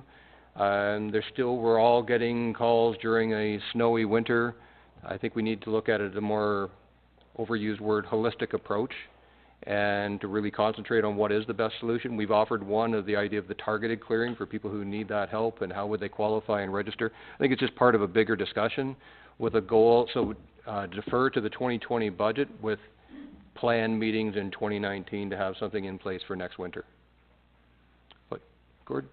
Would this be something, if we're not doing this for a year, is to put it out into the public domain and see, A, do people want this? If they do, are they prepared to pay a little bit more to achieve it? Something along those lines? That's been considered as... Because if you're not following the budget discussions, you have no idea that this discussion is even Right. going on, right? So some kind of I think part of this report or this group that's gonna have to get together to address this is gonna have to be some public consultation, whether it's another cannabis survey monkey type of approach or whether it's Or meeting, what are we gonna do So I to think get that might that be input? helpful, is to, Yeah. just to get a snapshot of what people are actually thinking. Totally agree. And then you have the rural areas, they have a Yep. completely different set of needs, so. Yeah. Okay, so can I get any, if there are no other questions, get a motion to defer the snow removal for the sidewalks to the 2020 budget? Just a further comment. This has come up a lot within my ward, and I'm not sloughing it off without understanding that there's a lot of people that are pretty passionate about where they're at with this. That being said, there's a lot of communities, much bigger communities than us. You know, Ottawa's talking about it right now. The city of Toronto's talking about it right now in depth. We're not the only ones that are having, you know, social media blow up every time it snows. And I mean, not saying this to pat my back, but I went and shoveled Toronto Street one day because I didn't want to hear it anymore. So as much as I don't, pardon me? No, I did from Fabio's down to TD Bank. But I think that we have to give it a deeper lens and move to 2020 to do this right, because you really only get one chance to do it properly. And as many people, you know, I've heard everybody that's really upset about it and they want the town to do something, but I don't think we've got the right answer at this point in time. I think we've been carefully considering it, but I think we have to look into it deeper. Ben has suggested survey monkeying, seeing what we want to do. I think Gord just mentioned it here now. I think we have to take that lens and give it further consideration, because as many people, you know, you only usually hear the people that are frustrated and upset. I'd love to be able to clean the streets for everybody, but we're such a small place, it's just very difficult to do financially. So being the guy that's been screaming about it, I'll actually make the motion to say that we look into 2020. We've got a few short months left of hopefully of snow, and have a better lens on it moving forward. I hope it's a few short weeks, you mean? Yeah. Yeah, hope. Okay. Well, March, and there's always one more small snow in April, knock on wood. All in favor of Councillor Pop's motion? Carried. Next one up, planning, Lower Brock Street Revitalization Engineering Report. Being proposed $50,000 non-staying in the budget. Councillor Hyatt. Just a curiosity, excuse me, where was that coming from, Donna? Can you tell me? It's coming from the Planning Studies Reserve. Every year we levy $25,000. Sorry, the planning what? The Planning Study Reserve. Study reserve, Yes, okay, remember, we call every year we levy $25,000 for the studies, Right, right. even them out. There's no other questions, I'll approve that, Mr. Chair. Because if we're doing I've got this a culvert question. project, this is a perfect opportunity to rebuild that street, so. Yeah, and I'm with Gord on this. This is a little bit like the active transportation plan that we talked about. It's making sure that after culvert construction, that we're doing everything we can to make our downtown an economic engine. And if we can tweak that street plan and come up with a better design that encourages commerce, that's the goal. So tweaking the design is one thing I was going to bring up. Is there not already a fairly comprehensive plan in place for a downtown, especially Lower Brock? Why don't you speak to the thing, Red? I think you... No, let me talk a little bit about that. When they actually did a downtown revitalization, Todd, I think you're involved in it. Mayor Shepherd was in power at that time, and what it did is it really focused a lot more on a vision and what people had hoped they would see. And there was a visioning workshop in that. And then it also identifies within that plan a number of subsequent studies that need to be done. And I think what we were looking at was not revitalizing that plan, but looking at some very specific things from an engineering standpoint in regards to traffic flow and maybe sidewalks coming out closer to the street and maybe elimination of some parking on the street. Those kind of discussion points to see if that can dramatically change business on Lower Brock Street. I think that's really what our focus was going to be. And we did talk to the region with the previous council on a number of those items, and the region's position was that if engineering can support it and council can get their mind around it in the community, then the region would be open to looking at it. When would this report be done? Probably, I would think it should be done by the fall. I don't think it's going to take a lot. I think there'll have to be some public consultation though, because it could be some fairly significant changes that may need to be made, and you want to really gauge the public. Kind of see doing sort of a similar thing to the cannabis workshop, where we bring the public in and maybe do a survey and a couple other things. And The reason I ask the question is, can some of the sooner the better in my mind, in that while it's all torn up for the culvert, some of the recommendations can be done while the new pavement and sidewalks being put back down. I just don't want to find that we get, but September doesn't do that, knowing that we're probably going to get started pretty quickly here. I don't want to get a report in September right after the new pavement's gone down. So who owns getting this, if we approve this, who owns getting the report completed?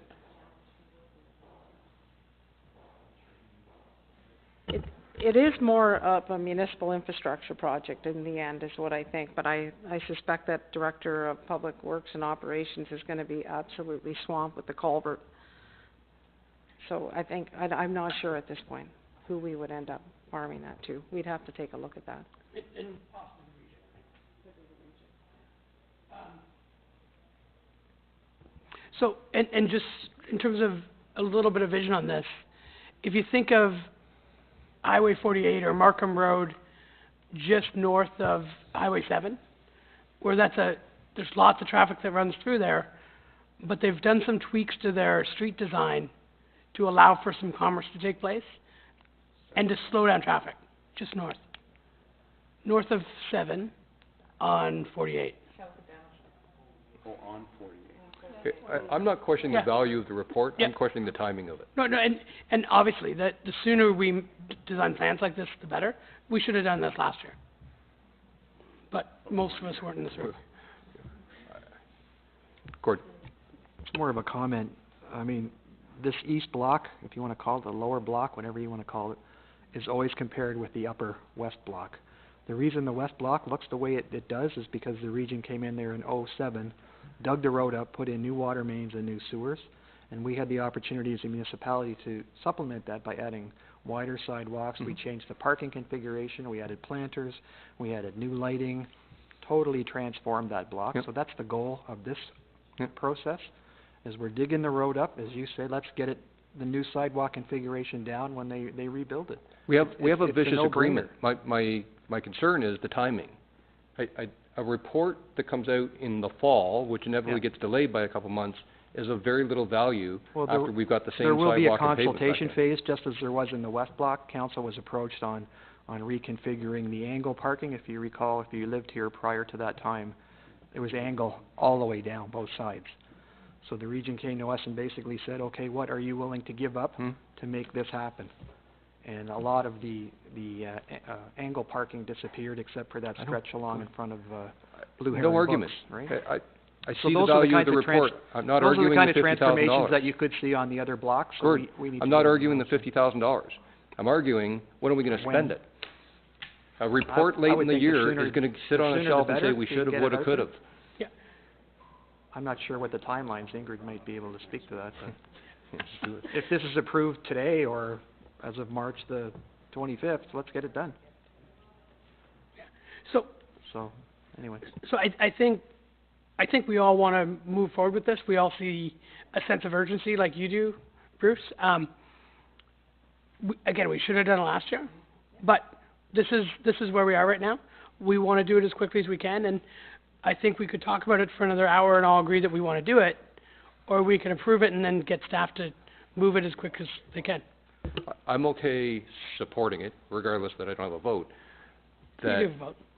That it's moving, that we're not gonna come back a month later, sort of like, Councillor Pop was referring to another property this morning, come back and say, well, we were talking about it back in the 1st of March, and now it's 1st of July and it's 1st of October. Let's get going. I think the challenge is determining who's actually gonna be taking this project yeah. on, and that is the problem. And as you know, we've got the culvert project, and staff are just swamp beyond swamp. And in fairness, you know, we can say we'll take it on and we'll dedicate all the time we can do to it, but if we don't have anybody that's got the time to take it on, that becomes part of the problem, right? So leave it with us, and we'll have to take a look at it and see how we manage it. Maybe we have to hire a consultant that'll come in and take it on. It's 'cause and unfortunately, because there's gonna be the public process of it too, right? And that's the stuff that takes a lot of time. And we don't have somebody that is dedicated to this function, so we'll have to.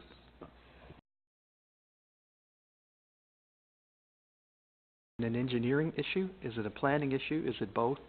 And then delegate it accordingly. I mean, if we need to bring Liz or whomever into this to get it done, then let's do it. That's what I say. We may have to bring Liz Howson in and ask her if she can take this project on for us. Or she could recommend maybe somebody, I don't know. But where did the $50,000 figure come from, and what does it encompass? We haven't even priced it out, Gary, as far as a consultant, because there's some questions that I think council needs to get their head around first. If you recall, I don't know if you were on council the last time when we did it, but we did a survey to the council that was in the last time, as a precursor to a discussion that we had with the region. And it asked a number of questions, such as, are you prepared to get rid of the parking on the north side of Brock Street between Main Street and basically, Coffee Time? That was one of the questions. Are you prepared to get rid of the turn lane onto Toronto Street? So there were a number of questions that were asked at that time, and there was interest from that council in moving forward with that. But then what the region had said is, if council can get on board with that and that's where they want to go, the council will have to hold a public meeting, I would think, with the residents and with the merchants downtown. The BIA definitely should be involved. And then it's really about, from an engineering perspective, can it work and what does it look like? Because it is a regional road, and ultimately the decision will be made by the region. Right? And there's some other ideas, Councillor Snooks, that you had as well, right? So we're talking mainly about street level, or is this somewhat cosmetic as far as the buildings are concerned? I think it's probably gonna be a combination of both.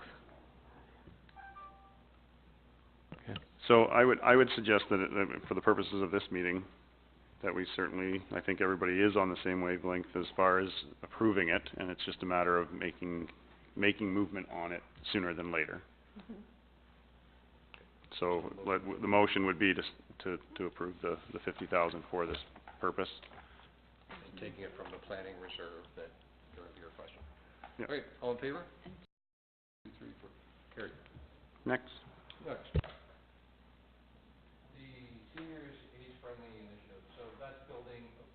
The Seniors Age Friendly, $10,000, it is part of the tax levy. That's building on David Richardson's presentation that we had a few hours ago. He had 42 recommendations, I think, 43 recommendations in there. So money now, so they've spent the year planning through that process, and now we've got recommendations, support of council to go forward. So to do some of those, there needs to be some money.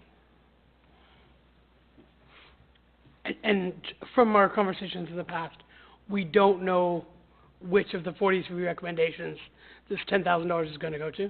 No, we've had examples that were thrown out. You know, one of the key findings was lack of places to sit and socialize. So there's been a couple of ideas of whether it just be as simple as turning some benches or repositioning them on Brock, part of the conversation a minute ago, or setting up a spot over towards the senior center. There's ideas like that. Pavilions, whatever it is. So there's not specific ones attached to it at this point. It's just part of that blanket that now David's been charged with coming up with what those deliverables are and the associated timing. Really? So Bruce, the 10K then, it's not necessarily like adding a page to our website, it's more like functional items immediately that you're looking for. Is that more the case? Or you're speaking broadly right now, and you wanna... No, I'm fairly close to it on that. So it's, I mean, I'm glad you brought up the website. So there's work taking place to get it on to the website, to get a seniors focused area on that, which should come paid for internally with the services of staff that we have. Sorry, second half was of that question. Well, you referred to benches, so like hard, pieces that will actually add value or experience for seniors immediately. Sort of what Gord was asking for with regards to the AT group is something that's providing immediate value back to them, right away. Or is it more stuff to kind of get the committee going on things? So two parts, and thanks for the reminder. So part of it, yes, is the quick answer. The other part is we've seen on some of the application forms that the pool staff, specifically Hunter, has come up with, is there needs to be an ability to match some of their funding, even if it's a $5,000 grant, to be able to say that we've got some as well to be able to double it. Gord? No. There will be no consultants involved. I'm the on-site consultant on this one. Okay, I'll get a motion then to add that $10,000 to the budget. Made by Todd. All in favor? 1, 2, 3. Carried. Next item. We've addressed this one before. It's regarding the tourism staff increasing their time. We've had some discussions around region people being responsible, being involved in that. I don't have all the background on it. My understanding, though, is we're just not approving it, so I just need a motion to take that out of the budget. Willie? I just want to add in, so in hearing around about some events around the area already, they've already heard from Central Counties that they won't be receiving any funding from them. And Central Counties has done a pretty good job supporting Uxbridge in particular. So as we look at that potential shortfall with some of the events we have in the area, I just want to give everybody some additional information that I heard last week on this, that Cycle, as an example, is not going to happen this year because of a difficulty with getting funding. So that's one event. I mean, not a huge tourism impact, but given that we're already hearing inklings of Central Counties pulling back because of the provincial government, that we need to find ways to bring people to town, from within town where we might have less resources. Gord? I know we talked about this with the tourism people that were in earlier. Is there any way to fund these additional hours through donations or selling ad time, or we're sort of saying we're in the tourism business, and then, well, we're not in the tourism business. So to me, if it's self-sustaining and it's coming from ad revenues or spots on our website or wherever else we can sell advertising or something, maybe that's a source to pay for these additional hours. I mean, I'd hate to go back to that group and say, well, no, what council's reconsidered it and we don't like your idea now. And we basically committed to helping them out in some fashion as to how that would flesh out. So it's more of a funding issue, obviously, right? So. Well, I think the reason we took it out was, and we need some help here from the tourism people, that there was some view that the region was going to provide something to the three north. That could be another funding source too, right? So we're not sure where that's at yet, unless Ingrid, you've heard something? Okay. We met with the region and talked about the request that they had received from the township of Scugog for a tourism person. And we had said that we didn't see moving into a tourism person for the north and getting rid of the person that we have, because we felt that a person shared between 3 municipalities is really going to be very difficult for somebody that can that have a focus on because everybody's at a different stage. We did speak to the region and said that as council will recall, we said if you're going to look at providing tourism, maybe you could look at providing $20,000 to the township, and we could use that to enhance our program, and that's not something that they want to do. We did say, though, if the region was considering hiring somebody for the north, if they could pick up all of that sort of high-level stuff, which is promoting B&Bs, promoting tourism events and attractions from a northern perspective rather than getting into the weeds on a local level, that would help us out, because that's kind of the outreach work that might be very beneficial to all three, and then that way the person has a much easier focus than trying to get into the details at each municipality's level. And the region, it's not in their 2019 budget, but they said that doesn't necessarily mean that it's not going to end up coming forward as part of their budget discussion. So is this a shared position, somewhat like, their FD person? Is that the model Like you're Stacy? looking for? Well, they were looking at somebody like Stacy. Like that? But what we were just saying is that if they were focusing at a higher level, then it may be possible for somebody to really achieve a lot by promoting the north in general, as opposed Well, that's to... what I mean, if there's commonalities, right, on the three That's right. municipalities, they'd be looking after that part, right? Yes, if they were looking at those higher levels, because in general, our municipality is much, much further ahead than Skewgog and Brock. So it's not that lower level, but if our person didn't have to deal with that upper level, we could get a lot more done. We really could. Gore's comment, if the municipality could help us with advertising or something, because if we take our person and she's driving to get more advertising herself, it takes her away from a lot of other details. And I know for a fact that Kate she did a lot more hours than she was getting paid. And I give her credit for that and whatnot, but there is so much to be done, and we've really taken giant leaps with our tourism, and we want to keep going. And the thing is, with Central Counties, if there isn't as much funding available, then it's like the brakes are really being held for tourism when we've just really got going. Have you explained this two-tier tourism person to them? It's the first time I've heard of it. Oh, you heard of it? Okay. You might want to go back, because the way this looks is that we're not doing anything, so. Okay, thanks. Okay, can I get a motion then regarding this item? Gord? Okay, all in favor? Carried? So it's a no. Two things. One is, I could use a water break, but I want to make good use of the staff time that we have in here. So why don't we deal with whatever's on here for either Bob or Phil, and then we'll take a break. Phil's down, so Phil's fire rate. Okay. So if you can drop down then to the one that's got bolded with fire. The new full-time fire prevention officer, salary and benefits for 3 months, being proposed that be removed from the 2019 budget. Well, yeah, did not be included. Mayor Dave?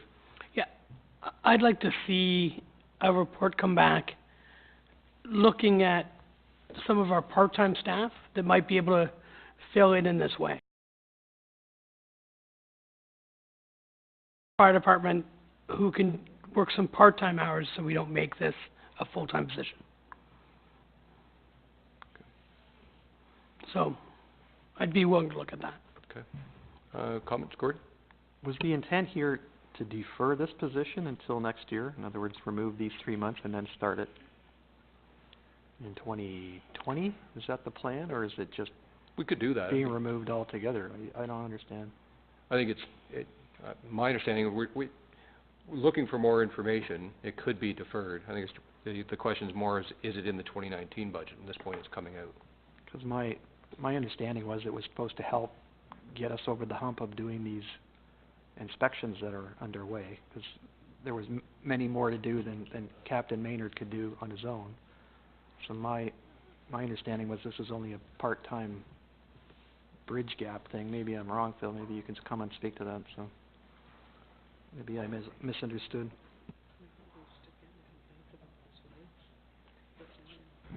Well, this intent was to add a second fire prevention officer, and the earliest that we could effectively do that was have them in place by the fourth quarter of this year.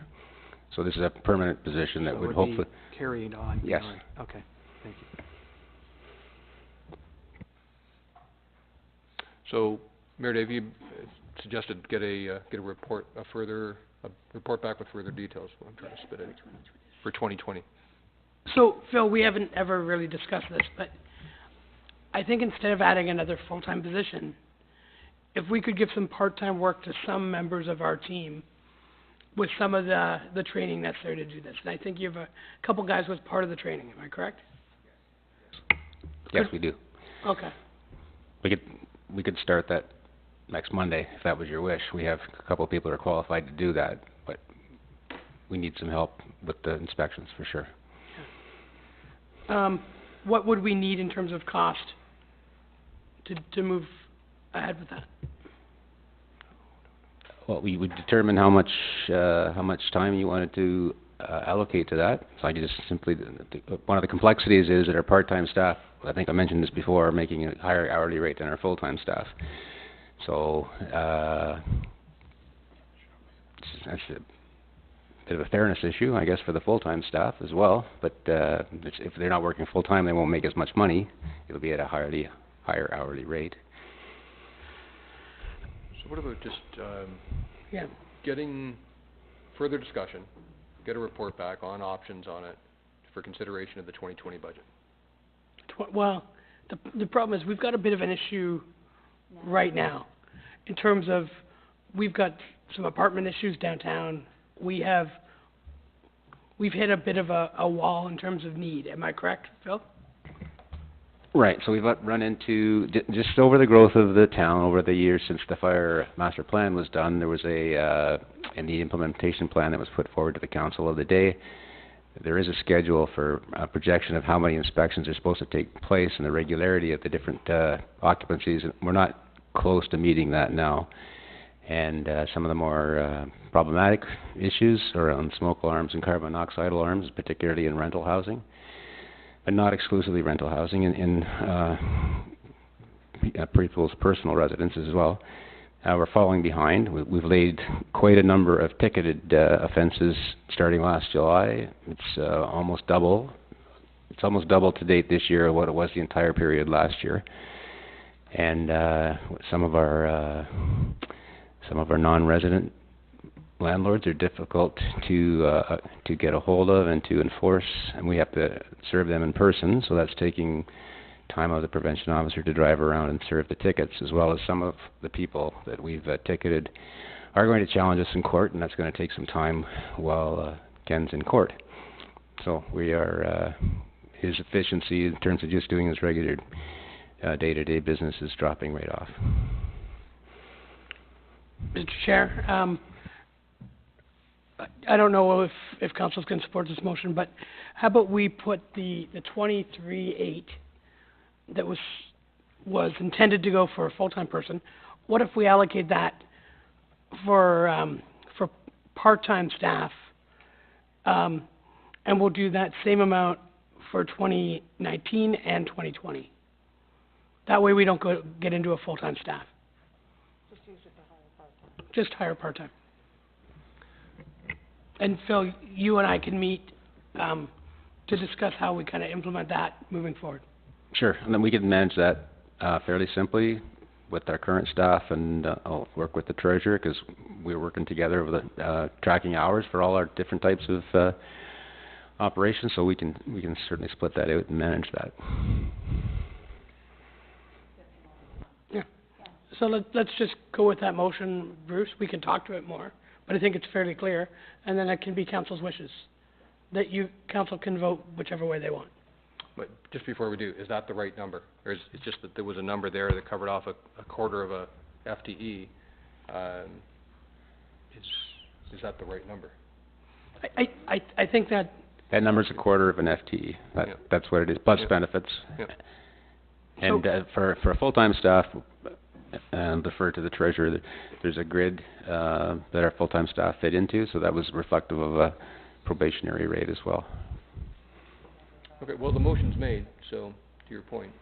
Well, again, and we can take a look at where that, if it passes today, we can determine if that's the right number for 2020. But it'll get us started, and it'll make Uxbridge safer than it is today. Any other comments before with that motion? Okay, so the motion's made. All in favor of that? Sorry, could you read it again? Sure. I heard you say it, but I can't remember. Okay, so that we allocate the 23,800 to part-time staff to assist with fire prevention activities for 2019 and 2020. So you're just ramping up to part-time instead of to a full-time. Right. Could you add to that? Could you come back at the end of that time and tell us where you're at? In other words, has that met the need or not?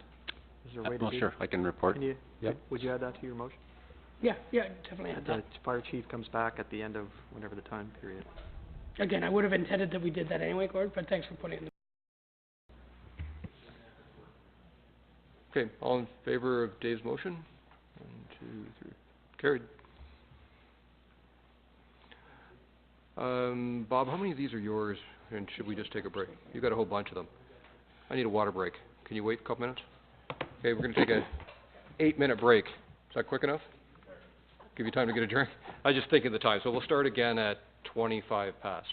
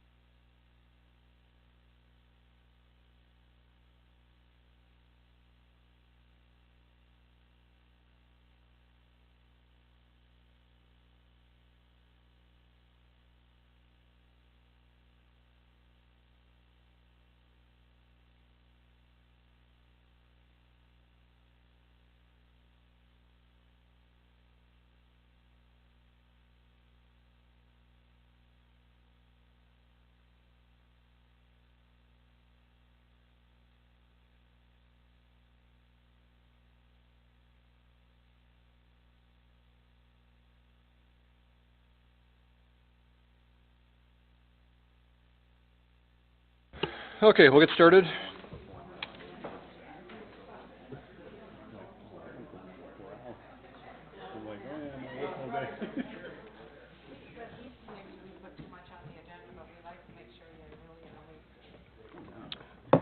Okay, so next up, that's code for we're gonna get started here.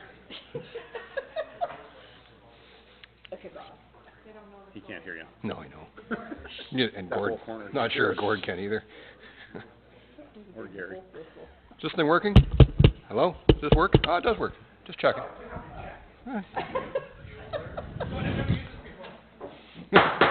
There we go. Hey. It's my meeting. Just take the button away from my mic. I didn't know he could do that. I know. Rude. Okay, next up then, we've got the, used to say the Bruce Trail. What the hell? Somebody fix it. The Ewan Trail / Brookdale Trail, and then I think we've also included the Wetland Trail at the same time. So, currently for the Ewan Trail, Brookdale Trail resurfacing, $20,000, and $10,000 of that would be associated with the tax levy.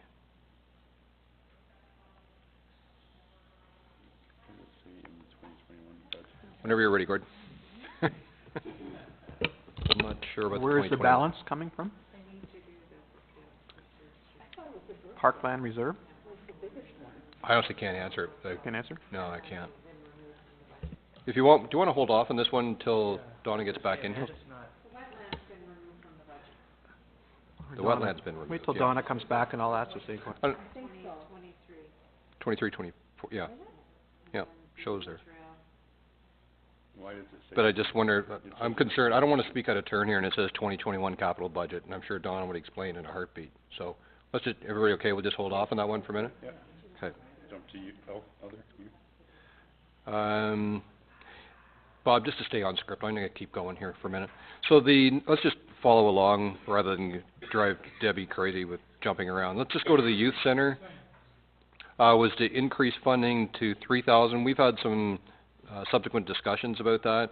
The idea being that, again, they didn't come in with specific action items, some of which they did mention, and I'm sure it was just examples, things like financial planners and things like that, that we could probably get very wise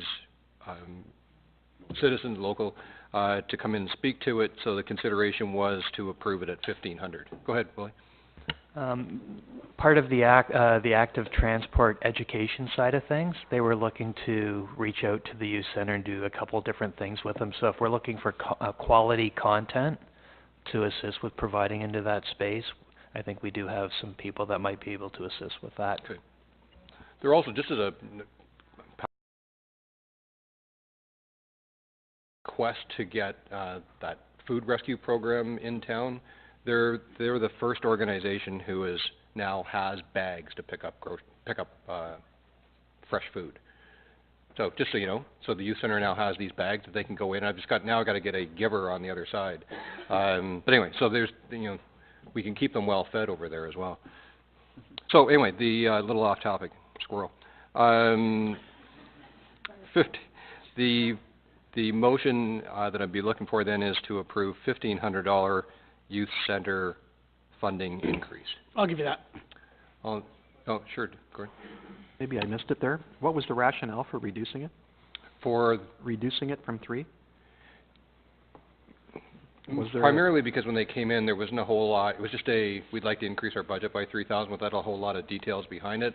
And just in the general theme of trying to keep everything minimalized as much as we can, we proposed $1,500. I mean, they've been having funding challenges over the last several years, decreasing funding to fund their operating. I mean, I don't know if you want to keep your motion on the floor, but I would strongly recommend that we keep the 3 in place. I mean, it's not a lot of money, and they do a lot of good work locally, so that would be my opinion. If Mayor Barton wants to keep his $1,500 on, that's fine too. Well, let's see what happens to my motion. Okay, so the first motion was then to approve the $1,500 into the budget And, right, for 2019, yes. and just to double back for a second, so they came in, did a delegation for us asking for an incremental 3. We already had a budget number that was flat to 2018, if I remember right. Donna, do you remember that by chance? So we're talking about the youth center, and they came and did a delegation for us of asking for an incremental 3, but I thought we had a number on the budget that was flat to 2018 for them, but I can't remember what that was. I think we give them 25,000 cash plus 5,000 rent, Oh, rent. plus 25,000 cash.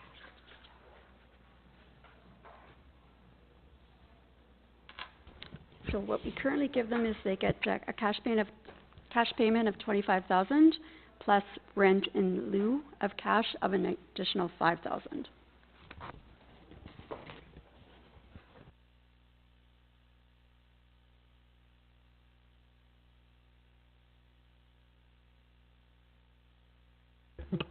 Worded differently, you could say, if it's all, just for round number, call it 30, including the rent, looking for a 10% increase. Yeah, I mentioned that part. So let's go with the motion. The motion was to support it with a $1,500 in out of the tax levy in the 2019 budget. All in favor?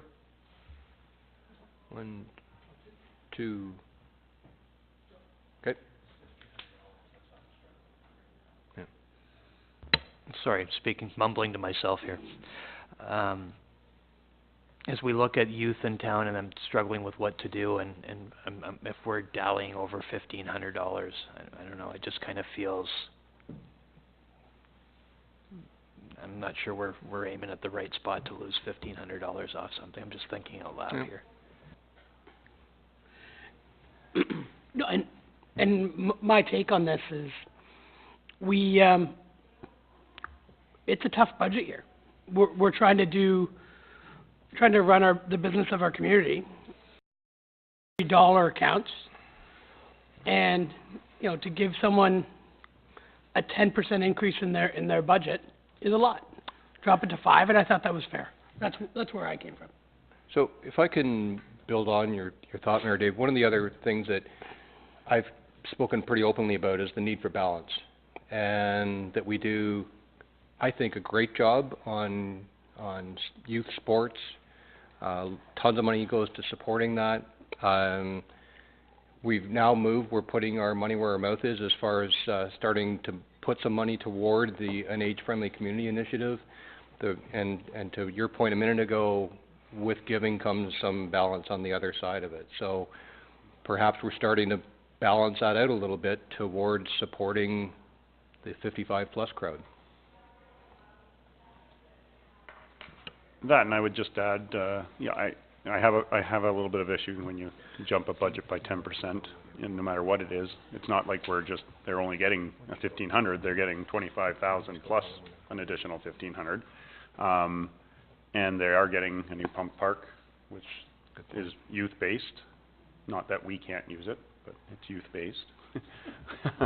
So it's not like we're cutting them off. I think we're actually increasing a budget at an appropriate amount for this calendar year anyway. Well, and then it stays in the budget for the next, and then they can go from that, so. Yeah, so this is the moving forward.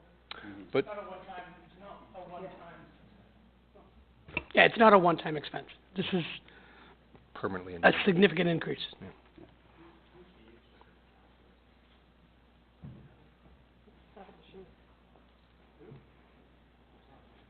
Your mic's on. Your mic isn't on. Is the councillor assigned to, It's Bruce, I think, because it's in your ward. is it Bruce? I've got the senior center, but I don't have, for the senior center, it's mine, but not as far as a youth portfolio. There used to be a on youth the other end center of the rep. scale. I don't know who that is. Did that first, motion carry? No. Yeah. I'll make a counter motion that we keep it at 3,000 as requested. And, I think they do good work, I know it's not a lot of money, but it means a lot to them. I mean, they've had some huge issues. And not to discount Age Friendly or any other group, I mean, this is something I think we need to support.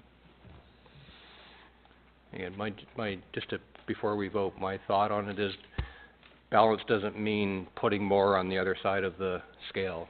It means moving from one side to another, so we've got a motion from Gord to, increase it back to the original proposed $3,000. So, all in favor of that? That two got 3 votes. So, against? That got 3 votes. Your budget chair, go for it. Then I'm going with the rules of order that say no. So I don't approve it. It's not a rule. But Okay, it's your rule, okay. No, it's not my rule. Okay. The Roberts Rule of Order, whatever it's called. Because it doesn't have full support. So Okay. I'm leaning towards not supporting it. So then it falls back to the 1,500. No, it doesn't fall back. Well, so what do we do? Okay, you know what? I'll make another motion. Yeah, I'll make a motion, that we support the youth center for $2,000. Again, I have a motion to support the youth center with $2,000 funding this year. All in favor? You'd better get this one right. 2,000. 1, 2, 3. Carried. Yes. That's called compromise. Working together. We need to back up now that, Donna's here with me. Donna, no, it's fine. We got sidetracked on the Ewan. There was some fair questions that I couldn't answer. Okay. So, let's just revisit. So the Ewan/Brookdale Trail, understanding that the proposal is $10,000 approved for the tax levy, the question was around where is the other 10 coming from and why does it say the 2021 capital budget? Okay, so that project initially was in the 2021 capital budget. Based on discussions with Amanda, it's been put on the budget list for 2019, and that's why it appears here. I did talk to Amanda about that, and she is asking for $10,000 levy funding for capital, and she believes that she can find $10,000 savings in the trails budget to fund the other $10,000. 2019, right? Yes, 2019. Gord? Okay, yeah, I was the one that asked that question. Is there any way to take the 20 out, or all of it out of either cash in lieu or parkland reserve or something along those lines, so it's not touching the tax levy? I would not recommend that because this is more, it's more maintenance. We're not creating something new, it was to, So where did you say the other 10 was coming from? it was coming from the operating budget. Her budget. Operating budget, okay. Okay. It may not be fair to ask you this, Donna, but why was it being moved up 2 years? Sorry, you know what, if I go back to the budget, I think this is resurfacing. Sorry, I think I had that wrong. This is resurfacing, but then I think if you go back and you look at the 2021 budget, it was the 2021 was to replace the flatbed bridge, and that was for $50,000. Sorry, that was my mistake. And the work that's to be done in 2019 is to resurface the trails. Yeah. Bob, you okay? Do you want to cut? Okay. Now, and from what I understand, Bob, and just nod your head if I'm right, at the same time, when we're working on this section of trail, that flatbed bridge is part of that, and they want to do some minor more years. So some welding and just tweaking that bridge to make sure it continues to be safe. And that bridge is just east of the 7th concession, between Elgin Park and Elgin Park Drive. It just runs east there, and that bridge is, what, 100 feet down the trail? 200 feet? You know what, I'll move the recommendations in that budget document, so that we do that resurfacing this year, and that 10 come from levy and 10 come from savings in the trails budget. All in favor of that? Carried. And did we settle on the wetland when Donna was out of the room? Yeah, just to remove, to not include it in this year's budget, okay? Okay, Okay, I'll give you that. so Dave gave the motion then, all in favor? Carried. Youth Center, we've done, Elgin Park pathway, snow plowing and salting. I think, my opinion is part of the broader discussion that we're going to have with, Public Works about clearing in general, and therefore would be, deferred into the 2020 budget. Gord's made the motion, all in favor? Carried. Believe we've talked some about this on the same vein of, Fields of Uxbridge, additional parking, $50,000. Again, we were talking about, let's not do that until we've got the full plan together, and don't pave and then crush it with construction vehicles. So, and a motion for that, all in favor? We are on fire, carried. Fire prevention we've done. Pay market study. Maybe just to round out the story, Ingrid, if you don't mind, just to cover off the need for this $20,000 pay market study. I know we've talked about it, but just get it back on once you're done playing ping pong. Do you want to speak to it, or do you want me to? Okay. So we just recently lost an employee because of what we pay versus other municipalities pay. I think we will see this continue to happen unless we get a grip of where our salaries should be. This will give us the data to ensure that we're paying market pricing for our positions. Ingrid, you want to elaborate? I think it's just really, it's going to be an opportunity for council to see where our current pay structure is and where the market is, and give council a chance to take a look at what they want to do about it. I think the other part of it is there's going to be a significant wave of retirements in the next 5 years, and it's becoming very, very competitive out there for staff. We're constantly seeing emails and people saying, thanks a lot for poaching this person from me, and it's really become that. And we're seeing probably on average 25 jobs a week being posted on AMCTO, which is an Ontario website for government employees. And I just think you don't want to end up doing something about it too late. At least this way you can forecast it, you can understand what it is. You could choose to do nothing, but at least you're going to have your eyes open as to what's going on out there. Well, the question, you've got a pretty good sense that that's a $20,000 effort? It's not Yeah, it's not and a I step actually did. I spoke to, what I'm going to want to do is I'm going to want to single source it only because I want to get our pay equity plan tested at the same time. And I did speak to the consultant that did our pay equity plan, and she can do both the market and the pay equity test at the same time. Any questions? Yeah, we're going to use the same one for the engineering to do a pay market study. That'd be a good idea. Does that cover everyone that works at the township? It'll cover all of the salary positions that we have. All salaried positions, Yeah. right? Okay.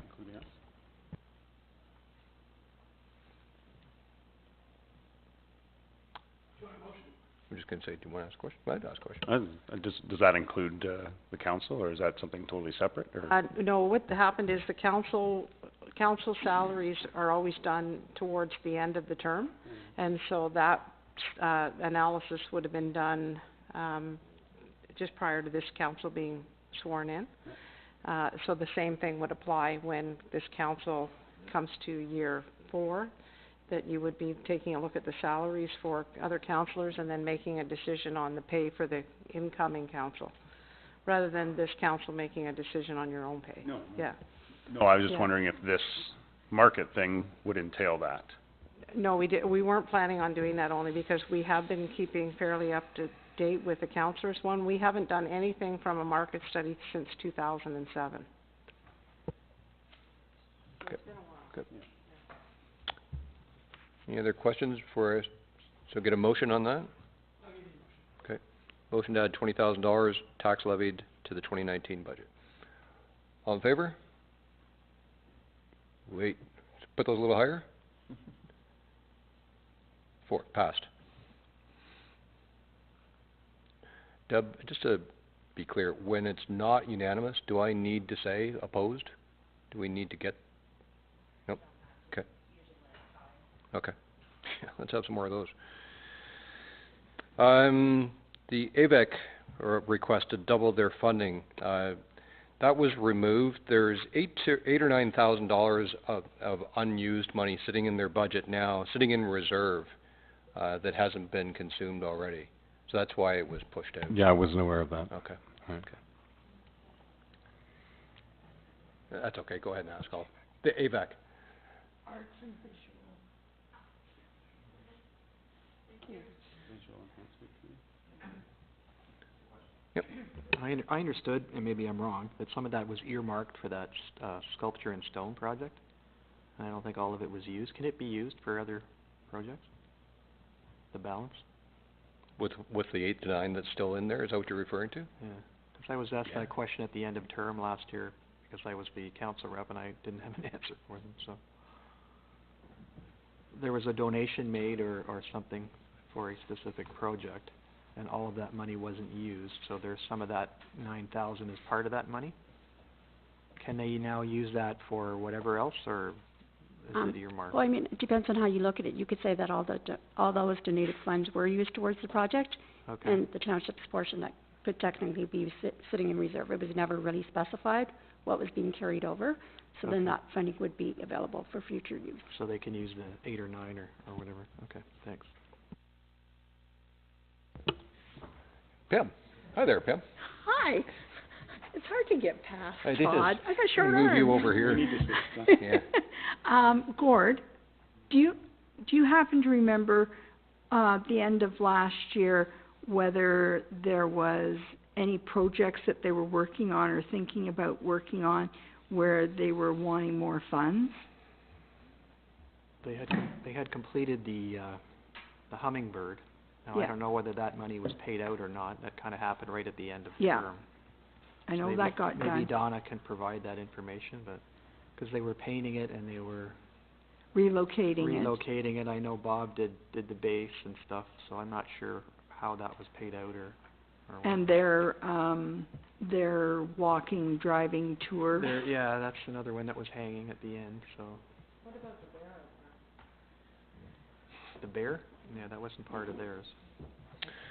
I think No, Pat Malloy was looking after that, and I don't know yeah, what doing happened. something with that, 'cause it needs the repair and it needs the love Okay. before it deteriorates. Do you know And if that artist was contacted, Pam? Yeah, he apparently was, because I happened to be here that day. Were you? So Gerd was here, and,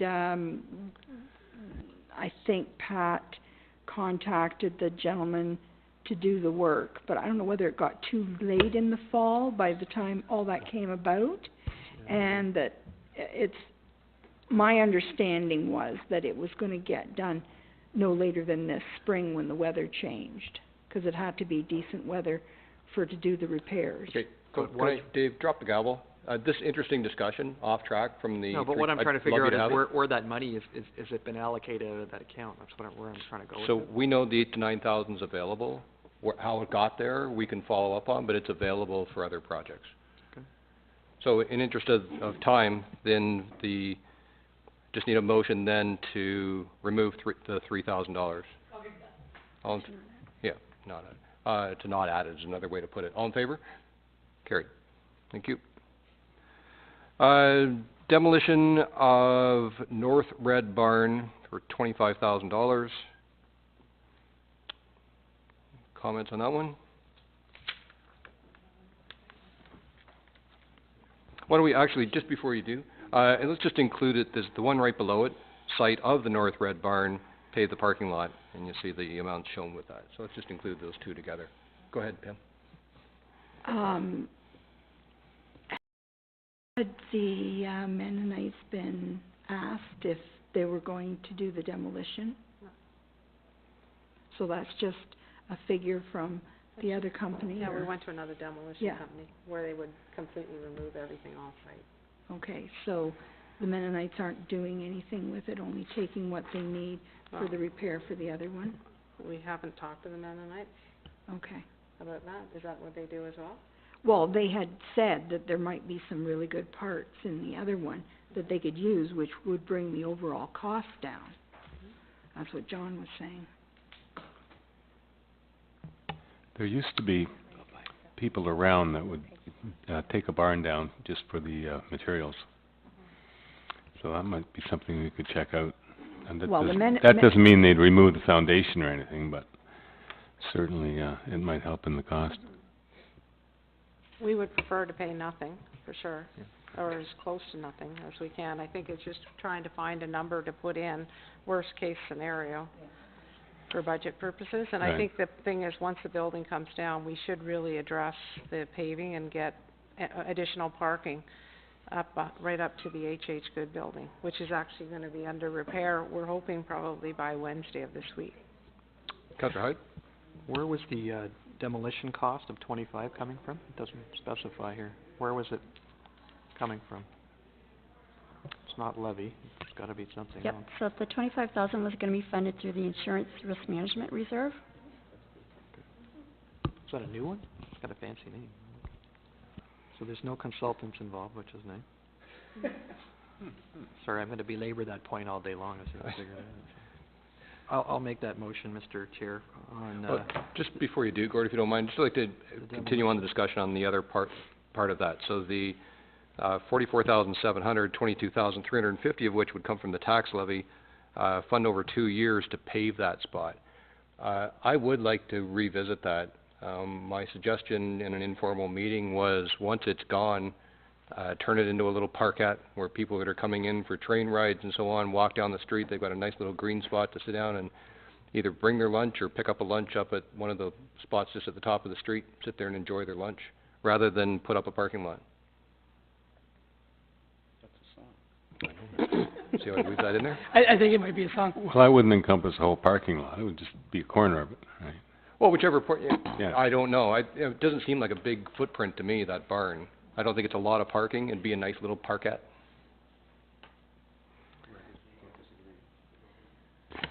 It does bring up a good point. I mean, how many spots would we get in there versus, like, the one thing that's clear is that we do have a shortage of parking in and around the area. I think that's clear. But how much parking is it? Is it 6 spots? Is it, I don't know what the footprint would actually allow. And you made me think there, so I'm not quite sure. It's a big barn. It's probably, I think it's bigger than that. I bet you it's 12, but that's just a guess. But regardless, how often do we see all the spots, other than a large event like Thomas, all the spots along the train station filled, and that spot in behind the credit union, where the municipal portion of that every one of those spots are full? but I think if 2 Victoria, if and when it happens, Sorry?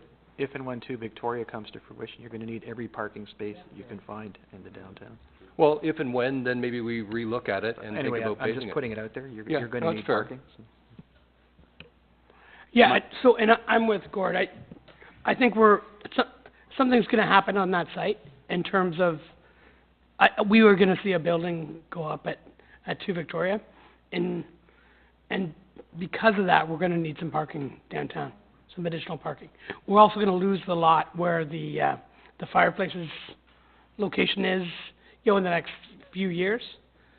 We are gonna need more downtown parking. Oh, sorry, Tom. And I don't think we would disagree with that, but I'm thinking along the same wavelength. Cost factor right now, you're talking about putting this in tax levy, right? 22.3. Tax levy. We also have just been discussing age-friendly areas and spaces, and right now there isn't any in that area. And that's your heritage train, your train station right there. There's nowhere for the senior group or whatnot to have a respite type thing. So maybe that would be the first answer to it until we see an actual need for the parking. And then at that point, we could be able to say, well, yeah, we do need a need for parking, but for the last 2 years has proven that it gets used a ton, or it doesn't. And then we can make that decision then, but cost-wise, you're saving money up front too. And I don't mean to disagree, but I'm going to. We have a beautiful bench right by the train station. They'd walk 200 feet down the tracks, sit in front of the train station in the shade in a great little spot with flowers around and a train. Little parkette there. And probably nobody would use it, is my guess. Is that our space, or is that We, Metrolink's? no, but we your own the train station. Yeah, the train station. Well, That's it. we own the sliver of land that goes just on the north side of the train station all the way up to the Red Barns. They're both on our property, yeah, coming towards Brock Street. Yeah. And just to remind, because we weren't on council on them, but the 2 Victoria Street spot doesn't have enough parking for the building they're putting in, so that would be parking on side streets. That's kind of what the discussion was around that.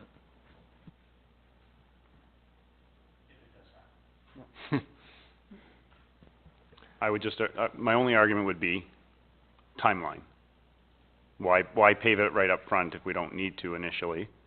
Cost-wise, a lot cheaper to put a little pavilion in than it is to do that, and with some, yes, it's much cheaper.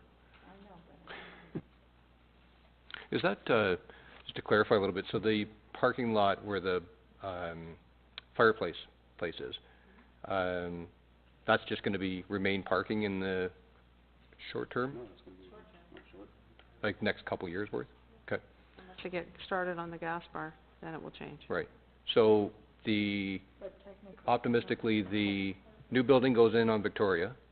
Perhaps it's built in 2019. They've got parking there. I'm sure they'd be allowed to use it. Don't know that, but I'm gonna say that they could use that gas bar parking or whatever, Napoleon Barbecue parking lot for now.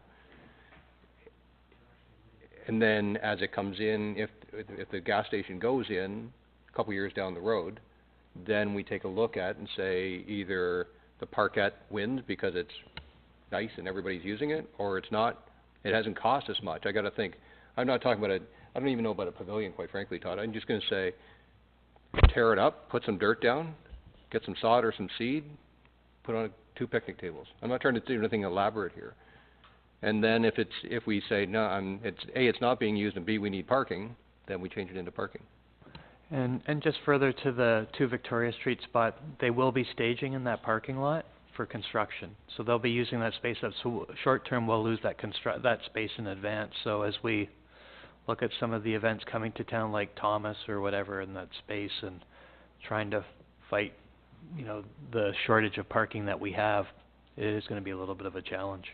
Pam? I would caution having a parkette there because it's so close to the tracks and there could be issues. So High-speed trains get past it any minute? It's not the well, GO you train. just never know. It's a GO train. I'm not the GO talking train. about Thomas.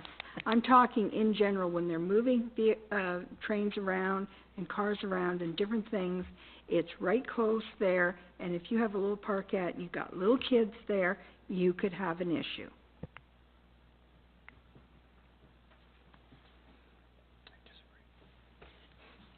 Okay. So we need a motion one way or the other of, what you'd like to do with that for both the items, for both the, do you want to, Gord, to your first point? Let's go one at a time. So, you had a motion, just if you could repeat it then regarding the demolition? Yeah, to support removing the red barn at a cost of $25,000. Okay, all in favor of that? Carried? And you want to carry on, Gord? Go ahead with that one. The site of the North Red Barn to pave that stretch over a 2-year time frame at $22,350 a year, or thereabouts. I put my glasses on. Yeah, $22,350. Okay. Further to that, I'll make a few phone calls and see if I can't find a company that will take the barn down for the materials. I used Okay. to have some contacts in that area. Okay, so we'll come back to that. So right, doesn't make it. So, we've got the motion then, Gord Heights', motion. All in favor of that? Gary, which way are you in favor? Carried.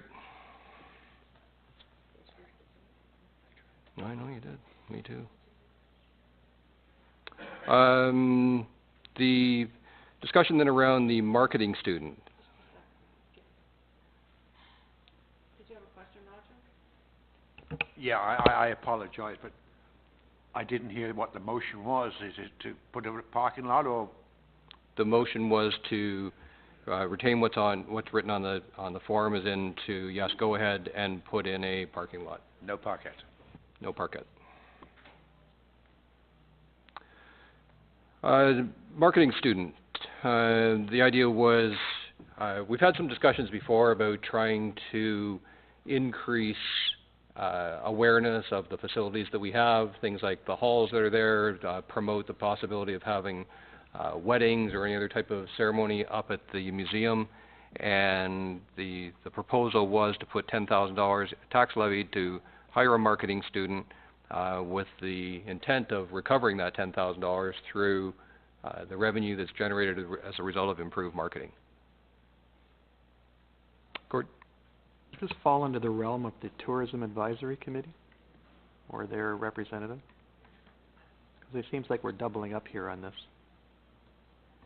If the coordinator or facilitator for the TAC is doing these kinds of jobs, I'm not quite sure why we'd be hiring a secondary person to be doing the same thing. So, unless somebody has more information on this. I think Pam wanted to say it again. Oh, Pam? Okay. Go ahead. Oh, you wanted to hear? I was just wondering why we would be adding a secondary position if the Tourism Advisory Committee facilitator is doing a similar job, or maybe I'm missing something here. I believe that it was to add two, because we figured we wouldn't get the extra money for extra time.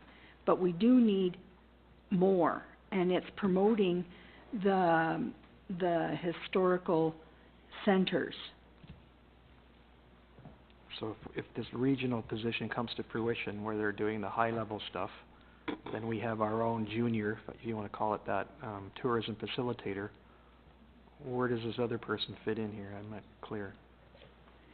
Well, there was some of the information we didn't know or not sure of whether we were getting anything, so we went on the premise that right now we're not getting anything, this is the next best thing. So this is actually a tourism position of a nature, then? It's not? Okay, but There's I'm not a little bit clear more to on- this one. Okay. So, originally this was about the fact that we don't have a marketing plan for all of our facilities.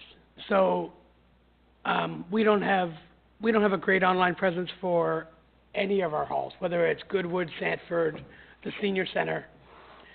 A lot of these facilities are running at a tremendous loss. So it's ensuring that we've done our part to create a marketing plans so that we can get the most bang for our buck from rentals. Now, with our discussion, we're not sure how quickly we'd get a return on investment for the cost of the student, or whether we would at all. And that's what we as council need to decide. Two thoughts. One is, we've had some informal discussions or emails to say, might the best students probably have jobs now. There might still be some, but most university students have a job now. So it might be really difficult to get a good marketing student to pick this up. My other comment is that I think we need to move carefully, recalling how we kicked this off a couple hours ago. We've been adding, we haven't been taking much out of this. So I think to provide some balance, we'd want to seriously consider whether we want to keep this 10,000 in here. Knowing that there could be some payback, but Yeah. not sure we're there. Dave was first. Yeah, I'll give you a motion that we pull this from the budget and look for opportunities to create this internally. Gord, did you have a separate question? Yeah, it's sort of related. A couple of years ago, we had Durham College come up and do a capstone project for marketing. I don't know whether something like that would fit into this mold or not. They basically came up and we gave them a task. It was to come up with a mobile app to deal with a specific thing that we were working on for economic development. So I'm thinking this kind of falls in that realm. If they're gonna be sticking to, facilities, halls, and so on, then they could probably do that project. It's something they do as part of their curriculum. It's a specialized, I guess, course that they take. It's called Capstone, and there's no cost to us. It gives them the experience working in a professional organization, and at the end of the thing, they provide us with a report and a presentation that may allow us to do something. I don't know, Ingrid, if you want to comment on that or not, but you know more about that than I would, but, I think the idea is good. I think and Dave, this is yours from the beginning, was we've got to do more to market the great facilities that we have for things like weddings and other events. I think we're all on the same page with that. We're a little concerned about the timing. So I just don't want to drop it and let it disappear. I'd like to go with your motion and get a vote on that, but let's not just drop it off the radar. Let's continue to look at, including could the we Capstone explore idea. something like that, or? Yeah. Because those Will? kids are looking for experience, and this is a prime opportunity for them. Councillor Paul? So within the 10K, what's the window that we would have this student working on our behalf? What are we looking at there? Like, is this Summer student. summer Summer student? Summer? Yeah. Just May to August. May to August, April to August. I mean, it's prime time, prime wedding time, but anybody getting married this summer's booked. We've missed the window on Yeah. this summer for sure. And maybe there's, again, the world is moving away from web and into social. So, like, we might be better to create a Facebook page for every hall and then do a couple sponsored posts for $500, right? I was just gonna say, I mean, I'm pretty tight to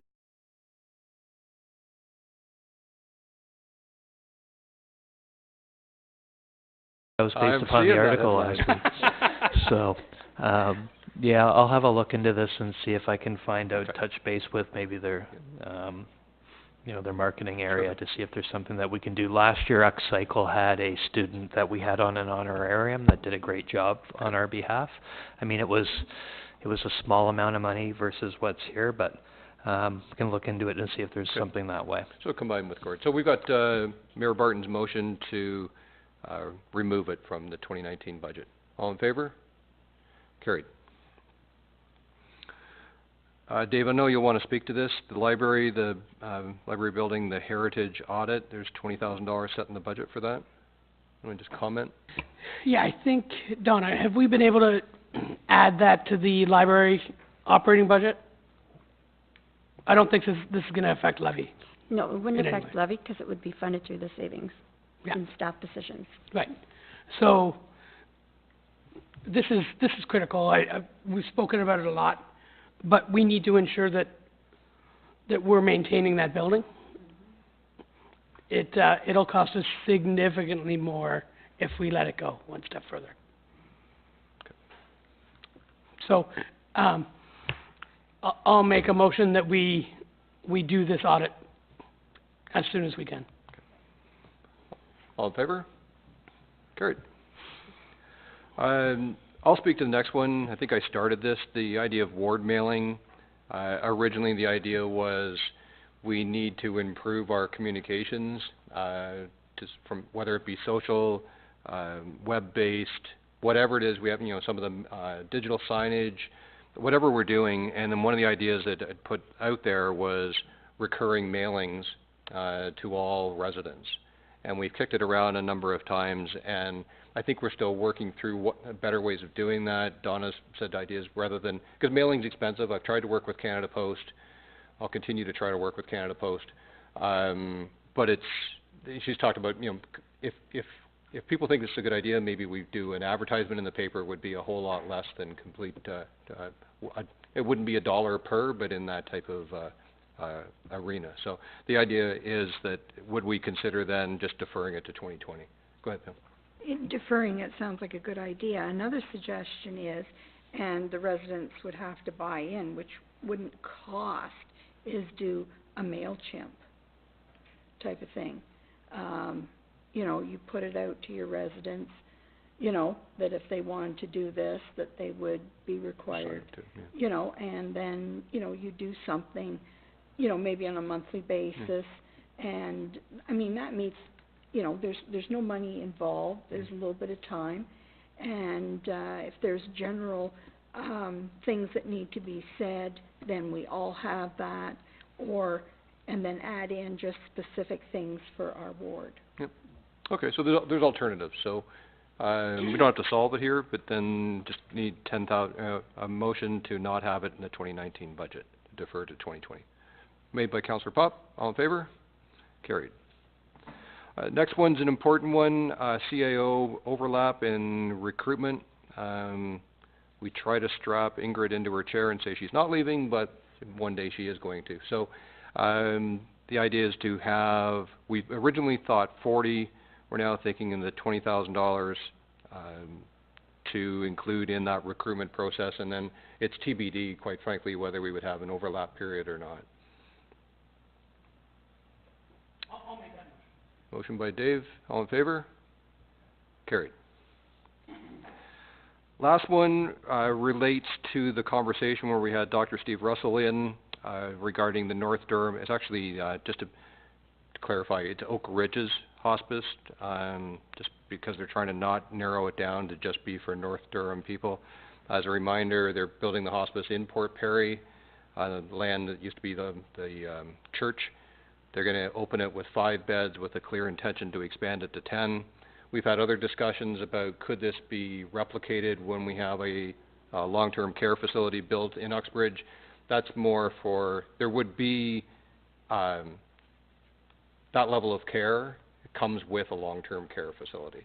So hospice is more for people who have stayed in their home as long as they can, and in those final days they need that special level of care. So just a little bit of background information. So the motion, or the proposal here is that we would commit to put $25,000 into it in 2020.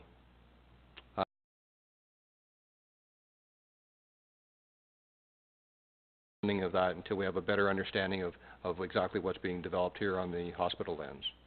I don't know, Dave, I think I captured that. Some of that was your... Yeah, that was my thought process on it. If we bounce it around council for a couple minutes, this idea might get better, so. Okay. So if council want to speak to it, basically, we have huge obligations to our own community when it comes to our hospital project. I don't want to commit to anything long-term, outside of our community, but we also want to make sure that this team know that we're behind them. This hospice will stretch across to our borders, so. Is this just for the construction, or is this for the running of the, I can't remember if he said he'd come up with all the funding to build it or not when he was here. No. They need both. So would this 25,000 go towards the funding of the building? Yeah. I believe it'd be for the actual capital for the funding of the building. Yeah. Any other comments? Okay. So we'd need a motion then. You made the motion, didn't you? Thanks, Dave. All in favor? That's carried. Add it to the 2020 budget, yep. The one thing that we haven't covered, and so we're not going to be going through all the 2020 items. There was the issue, so we'll just defer. I just need a motion to defer all of the 2020 items to 2020. Made by Pam, all in favor? The one element that's in there, and Deb, in fairness, there was the, where's, just one second. The software.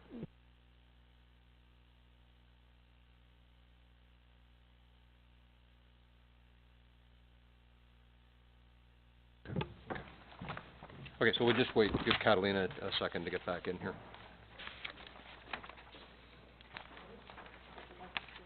Yeah.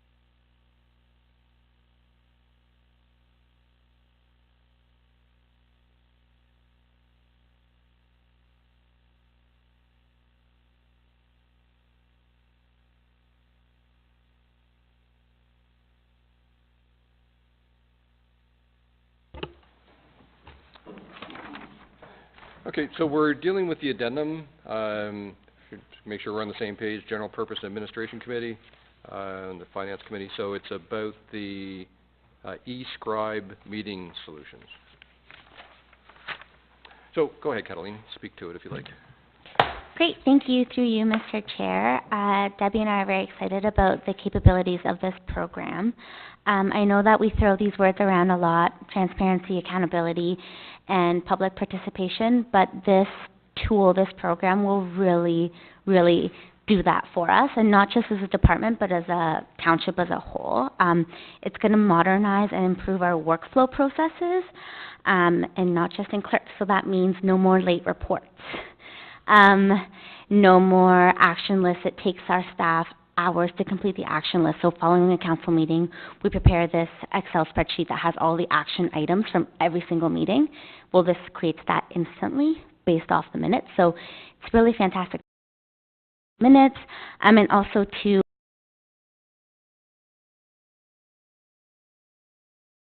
I spend a lot of my time getting a meeting.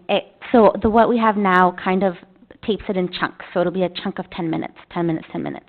So I have to take that recording, put it all together into one recording, and that, because we don't have the best system, it takes like 3 hours to put one meeting together. That's just putting it together into one big recording.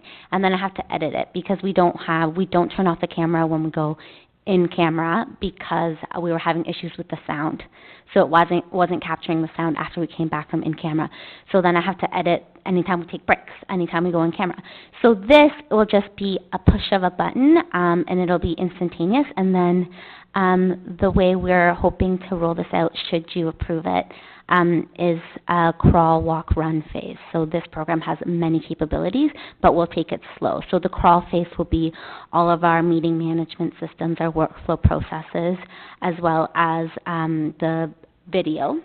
Then in the walk phase, we can do the videoing, the webcasting, like live webcasting, which would be really neat, as well as closed captioning. And then the run phase would be, so this tool can also do voting. So you guys can have like an app in front of you, and for every item you click a button and you vote instantaneously, and it'll go up on the screen. Also too, for our committee and board management, so we can manage all of our membership through this program as well. So that costs a little bit more money, so that's why we don't want to go ahead and do everything all at once. We want to make sure that we roll this out appropriately, because it's not just a change for clicks, it's a change for the township as a whole. That's what it is.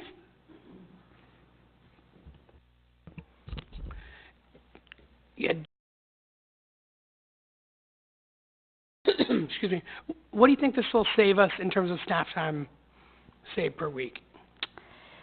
So it will cut our times like by 1/3 in building the agenda, and then about cut our time by 50% in terms of minutes. So what that we have to do after the agenda and after the meeting. So the minutes, the action list, and posting everything on the website, it will cut our time by 50%, so we can focus on other things and other projects that we can do as a department. As you know, things are continuously changing, and we're always getting more projects onto our realm. It's not so much the clerks isn't just agendas and minutes and the election anymore. We're so much more than that now. So this will free up our time to focus on other things. And we would be the first in Durham region to put this program together, this agenda and software program, the first in Durham region, and we love being the first. Uxbridge was the first to do electronic agendas back in 2007. And so we would be the first in Durham region to have a program such as eScribe. And I know in talking with all of the other clerks and deputies, they are all watching us and looking to see how we implement this, because they are also interested in something similar. Oshawa and Clarington have an agenda management software that they built in-house, but they're having lots of issues with it. So it'd be great for us.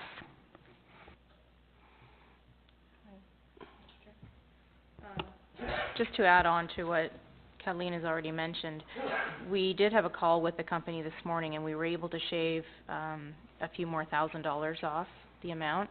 So for our yearly fee, we would be looking at an amount of $17,100, and also the amount that originally we were quoted for setup and training and support of 8,500. That, was brought down to 6,500. That has been all captured in the amount of 17,100, which would now be our yearly fee going forward. As Catalina mentioned, because we will be the first dipping our toe in the pond of this company for electronic agendas, and Mayor Dave mentioned this morning even that there's probably going to be a push at the regional level to look at a different type of program there. If we can get, we understand that the City of Oshawa is looking at this. If we could get them and one other company, then we'll reap another 5% on savings for our annual fees. If there's two more jump on board, then we would realize another 10% or 10% savings. So as more people come on, and I said and volunteered my big mouth to, if things go well, to push the information out to the other municipalities in terms of how well it's worked for us. So, some other items of information. Councillor Hyatt. Thank you, Mr. Chair. Catalina, just on the, this is obviously for buying into the software. Would we need any hardware upgrades, like servers, anything? No, they've guaranteed us that we wouldn't need any software or any new cameras or anything like that. They could use our existing equipment with their equipment and integrate it, so we wouldn't have to spend any extra additional money. And our web design's fully compliant with using this, huh? You just want to have an integrated, seamless, town-wide thing. And speaking of, because should you decide to go through with this, we wouldn't be doing our website redevelopment until 2020. But we have Laserfiche at our disposal right now, so what Debbie and I have discussed is using Laserfiche for all of our agendas and minutes, like as the publishing, the holder of the agendas and minutes, so then it wouldn't take up gigabyte space on our website. So we'd be saving some money and making some space on that. So it would be a link to Laserfiche, and the public can access our agendas and minutes through Laserfiche instead of through our website now. So that's kind of interesting too, and really neat that we can do. We can add an HD camera, you said, down the road too, and more goodies. Okay, great, thank you. So, two comments. One is the idea of the transparency and the live streaming and all of that. Great idea. I think on the YouTube goes between 7 and 30. I think most of those are Todd. I'm just kidding. I don't even know what YouTube. So, I don't think we'll get much bang for the buck as far as transparency. I don't think the interest is necessarily there. I think the real savings comes from, I assume, like with the number of hours that would be saved, that they get better productivity out of that staff doing those type of things. So I'm okay with that. I'm really concerned that we're delaying the rebuild of an archaic township website for another year. I'm frankly just really concerned about that. And just to add my second comment on top of it, given the unknownness from the province once again regarding what could be happening in June, I'm a little concerned that we invest on the bleeding edge of this new system, which I think sounds like a good idea. Will there be an Uxbridge Township Council whenever they decide to change this? So I'm a little concerned that we're investing in a solution that may not be around for a long time. Not saying, I don't have any more insight than anybody else does, obviously, but seems like the wrong time to invest in a tool for a council with that big anvil over top of us that's coming down in the next few months. Bruce, I hear what you're saying, and I understand your point of view. I think with this, because it's software, we're not reinvesting in hardware, and our return on investment is, less than a year on this. You think of the savings in the clerk's department in terms of freeing up staff time. We'll have less errors when it comes to minutes. We will be more seamless from a public perspective. I think these are all in the right direction. I think to delay this would be a mistake. And I would argue, just to build, I vehemently have a problem with delaying rebuilding the website again. It's archaic. I can't find stuff on it, and I know where I'm looking for. And we're trying to add more functionality to it. We're trying to there's all kinds of ideas of what we'd like to do with it. it doesn't work, and it's way out of date. Now, I hear what you're saying, that we're going more and more towards social media, but the website, we were just talking about it before about communication, so whether it's email or something, people go to the website way more than they go to the YouTube channel. That's why I was asking before, what kind of traffic are we getting on the website? I don't think we know right now, but I can tell you for sure it's above 7, which are the unique visits, each one of those 7 to 30, those YouTube channels get. Go. Oh, yeah, you go ahead, Caroline. Sorry, you're chairing the meeting. So, through you, Mr. Chair, I just think with the way that our YouTube videos are right now, they have no context. It's just the meeting all at once.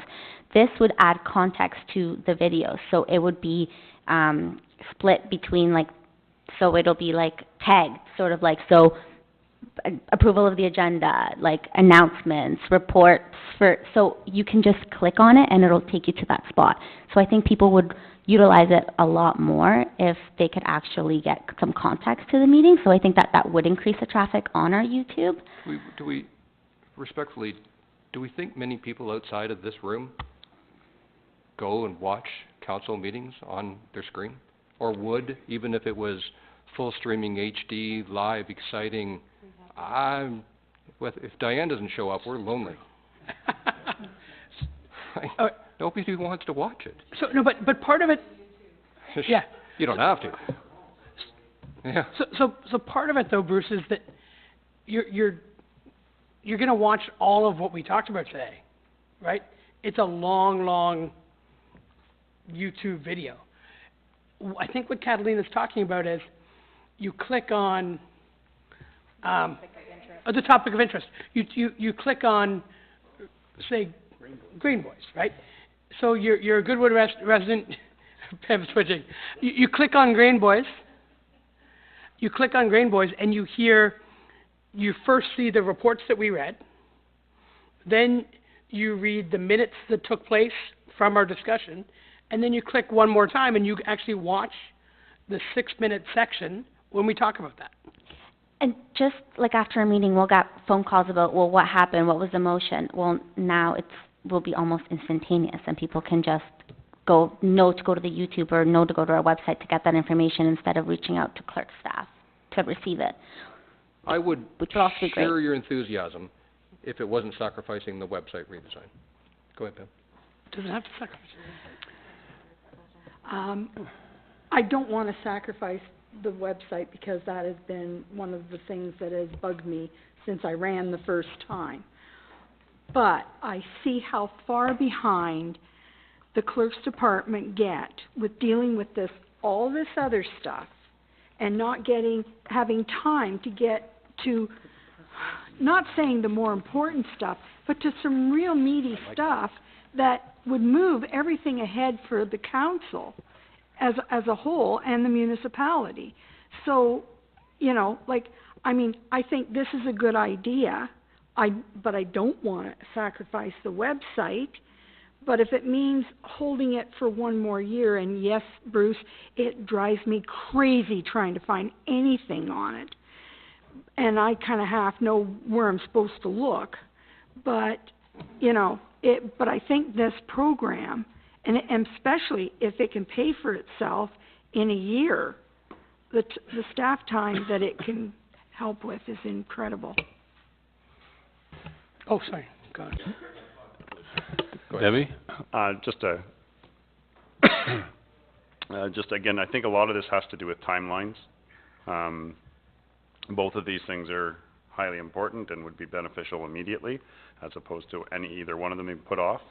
So perhaps maybe something else, like additional parking and doing the parkette instead, that money almost equals out as well.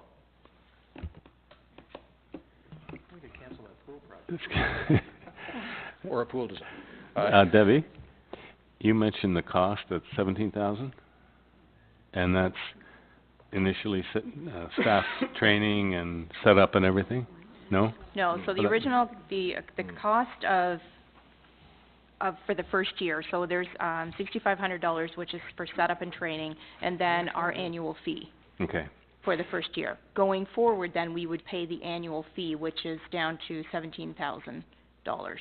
where in your report, I think we had it around So we're- 19 and almost 20,000. So we're not buying the software, we're renting it, Correct. It's a subscription, yeah. is what they call it. So outside of our costs for setup and training and that kind of thing and licensing, then going forward, it's just an annual And the fee. training's then included in going forward, if there's any retraining. And it includes like customer support till 11 p.m. Monday to Friday. I hope so. If we're stuck, if something's not working, we can easily call. And it's a local company. They're based out of Markham, Canadian company, which is great too. Councillor Pop. So if we did go with it, short-term, crawl phase, we'd have meeting manager, the webcasting would come up, it wouldn't be immediate, that's part of the walk phase, where we would get to that. As we kind of get through that phase, their maintenance and troubleshooting, given that this is kind of one of those things, right now, we don't have a need for this, how fast are they committed to getting back to you when we have issues, Catalina, like we're working on things and it's going out? I guess in the crawl phase, it's kind of a non-existent problem because we're not doing anything immediately, but how long would we be in the crawl phase? I'm throwing a lot of things at you at once. And then when does it become like a live streaming type of scenario? Ultimately, we would be thinking maybe September for the live streaming, but it's up to also to council to see how it's going as well, and for us to get some feedback from staff who are utilizing it and how it's going. But September would be live streaming. In my head, that's how I'm thinking. But And for, troubleshooting, we struggle when we've had a few technical issues here. How, are they prepared to be, in the short term at our meetings to make sure things are rolling and working? we could definitely ask for that support. Through you, Mr. Chair, I think in terms of them being on site for support during a council meeting, that's not something that would necessarily be required. I'm thinking walk phase, more when we're to the phase where we're live on streaming, Okay. So that, I realize that it's a process. So step one, crawl, that, it's kind of similar, we're getting the videos online. Mhm. I'm just trying to understand, because the other thing I don't want to see happen is if we did go to this, is that we kind of get left in a spot where we're kind of looking foolish with not having the capability to follow through on what we're trying to deliver on these things. I think it's a great idea. I share Councillor Garrett and Councillor Beach's concerns about our website. I think it's something that I think that we could do better, and like to find a way to kind of deal with that at the same time, because there are some people that like that as much as they like the social media aspects. But I mean, it could be like, I understand the 1/3 and a half hourly, but really those are dollars that we're saving internally for what we're doing, and it's good that our team can be better at their jobs and quicker. But I just would love to see a way that we could get a better website sooner rather than later as well. I would really not want to push that out if we could help it. Well, it was kind of a semi-flippant comment, but Councillor Snooks was saying, we've added things to the budget, the little barn thing being the issue. We've put that in, gone ahead with that. Now we almost used the W word. We can't do it all. We just can't do it all. We can't keep adding things in when we're faced with this type of a budget year. So, and then we're really concerned about our ability to communicate. I would argue, I'll continue to argue, that there's going to be a lot more value on a functional, current, modern, whatever you want to call it, website, get a lot more benefit from that than we are in this. I'm not saying it's a bad idea. I think it's a great idea, and to get people like Catalina doing things that are much more valuable, that's where we get the return. I'm not sure it's a dollar return on investment, but I think that's important. There's three of us now saying, and I'd love to hear from the others, are you prepared to continue to have, I'll be polite, that website for another year? To me, that's the question. Do we do this or do we do that? Which way do we go? Or do we drop something else that we've already approved and take it back off and do both? Sure. How much does it cost to redo the website? It's built in at $35,000. So, Deb, go ahead. I was just going to answer a question. No, but you were going to speak first before the question was asked. What I was going to suggest, that if council are remotely interested in us pursuing this item, that perhaps what we look at is if council would approve the additional funds back into the website for 2020, if they're going to allow us to draw on that reserve for this, that we start the process for the website in the latter part of 2019, basically looking at implementation of the new website close to the beginning of 2020. So maybe that's one way that we could look at it, and that we actually start the work this year and have it look to be implemented in early 2020. Implement the website or this? No. If The council is looking, if they're interested in this, they let us pursue that in 19 and have it set up. As soon as we're done this, then we move then to starting the process for the website at the latter part of 2019 for implementation in early 2020. But it would require approval in the 2020 budget. What we're doing. I thought that was the original proposal. Go, like that's what Catalina's solution is, that, and push the website out by at least a year. That's the part I've got the problem with. Well, that's what I'm saying, but instead of waiting for the approval of the 2020 budget, if council wants to look at approving the top-up of the funds for 2020, instead of waiting for approval on the budget in 2020, that we actually start the work in 2019, because we have approval, the amount is going to be in the 2020 budget, and then we can basically implement the budget, or sorry, the website right at the beginning of 2020, rather than waiting for the full budget process in 2020. But that's still an expense for 2019 then. We would, through you, Mr. Chair, we would draw on the reserve that is set aside for the website for the e-agenda process, and then we would need a top-up on for the website for 2020. Right. Mr. Chair? I've just called Catalina. Okay, and then you're up next. Through you, Mr. Chair, there's also lots of things that we can do with our current website to improve it immediately. All departments own their own pages, and all departments could review the pages that they own and the content on those pages to simplify it, to make it more clear, to make it more succinct, to add graphics.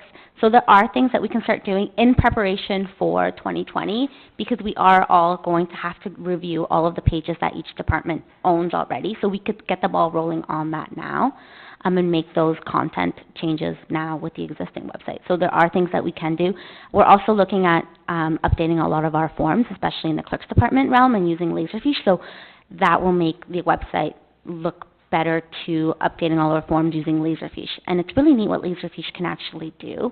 And 2 of our staff and clerks are going to training in March for that. So there are things we can do in the immediate that don't cost any money. Dave? Yeah. So this is what we need both. There's no question. Our issue is, from a clerk's department standpoint, they're incredibly inefficient because we don't have any automation. Agendas are taking too long to put together, minutes take too long. We're leaving money on the table every month we're running this business, okay? Real dollars. Real dollars. So we're spending green dollars? Well, we're spending additional staff resources. How many staff members did we add in 2018 in the clerk's department? 2 days, and we had just a portion of one, so for 2 days. So we've added 2 days worth of staffing In 2018. in 2018 to try and keep up. So we're taking that out? Can we? That's what you're saying. With this additional software, we can cut. We can cut staff. That's not what Okay, well, we should be able to, shouldn't we? That's why I haven't heard, sorry to interrupt you, but the idea, return on investment to me is green dollars. So if we're implementing this and therefore not spending budget dollars somewhere else, then all of a sudden I've got my $35,000 for the website again. But what I am hearing rather is that this will improve service, it'll improve not there because there's no dollar savings coming from that. It just makes us better at what we do. It allows people like Catalina and other staff members to do things that they're probably not getting to today. but they get done, thankfully, because they're so good, it gets done, and we're probably stressing them out from it. And all of those things are bad, but it's not gonna save us money. Unless I'm missing something, I don't hear a dollar savings coming from any of this. I hear enhanced service. I think in terms of bottom line savings, you're right. I'm not proposing for one single minute that I'm gonna be able to give up the person that I have 2 extra days a week. Right. What this will allow is for the focus to change, that the things that we never get to, and the constant requests that we always have, that we push aside, again, other projects or responsibilities in order to accommodate the other departments and that kind of thing. This will help all of us. It is not just a clerk's thing. It is a report of that, and it's getting away from a paper structure more to electronic structure. It allows electronic approvals. So it will help in the long run every single department, not just clerks. And I think we have to move away from the fact that it's just going to help us, because it's not. It's every single department benefiting from it, including council. It will help in terms of what we're loading on tablets, and now that you'll have electronic opportunity to grab your agendas. So there's a whole array of things that will help streamline. Is it going to be a bottom line savings? I can't show you a dollar amount. I can't. But what it does allow, though, is for us and clerks and every other department to work more efficiently. It allows and streamlines, hopefully getting rid of mistakes that are happening, because we're getting handed things at the 11th hour. So there's a whole lot to it, not just clerks. Let you work better, and others. So, Dave, I took it away from you. You were saying we need both, and then I took it away on the... So we need both. I'm trying to get us, I just texted the sales guy for this product. I'm trying to get him to include the setup this year. So we save the 8,500. 6,500, or whatever it was. So he's getting back to me. But, so part of our issue from a website standpoint is we have so much data on it that we can try and push into this different software realm. It will allow all of our agendas, all of our minutes, all to be part of a subcategory that, from what I understand, is managed by eScribe.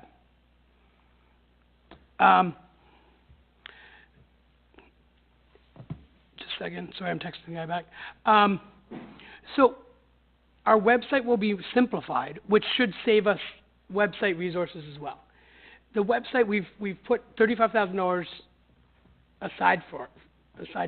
We certainly have some reserves around that we could move forward with the website ahead of time, so we get the full savings of efficiency. We get the full savings of efficiency from the eScribe model, and can get the website started so that it's live by, late 2019. I think that's what we need to do here, because I believe we need both these things.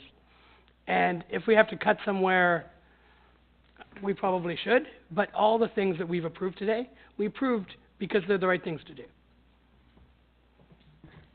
Also, we're already, by the time, if we go ahead with this, by the time we get it all together and they install it, it's going to be April.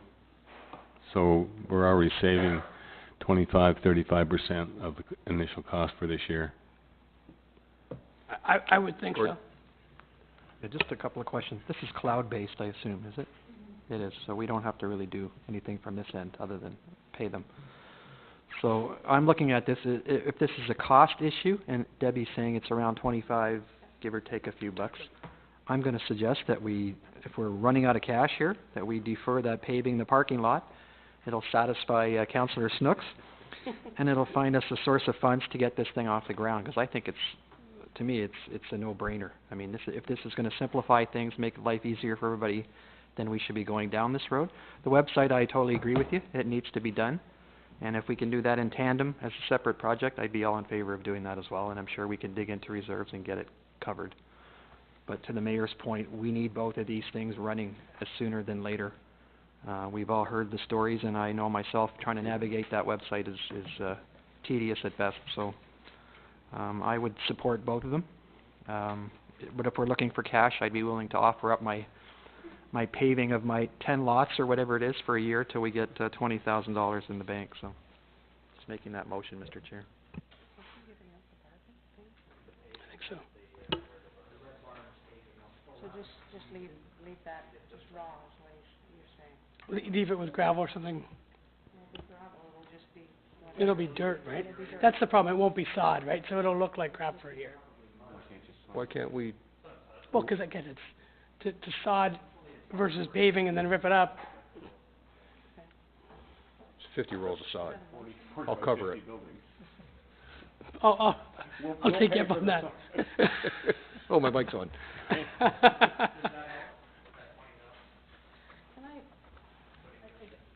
I need to ask a question, and and the thing is, I don't wanna lose sight of this.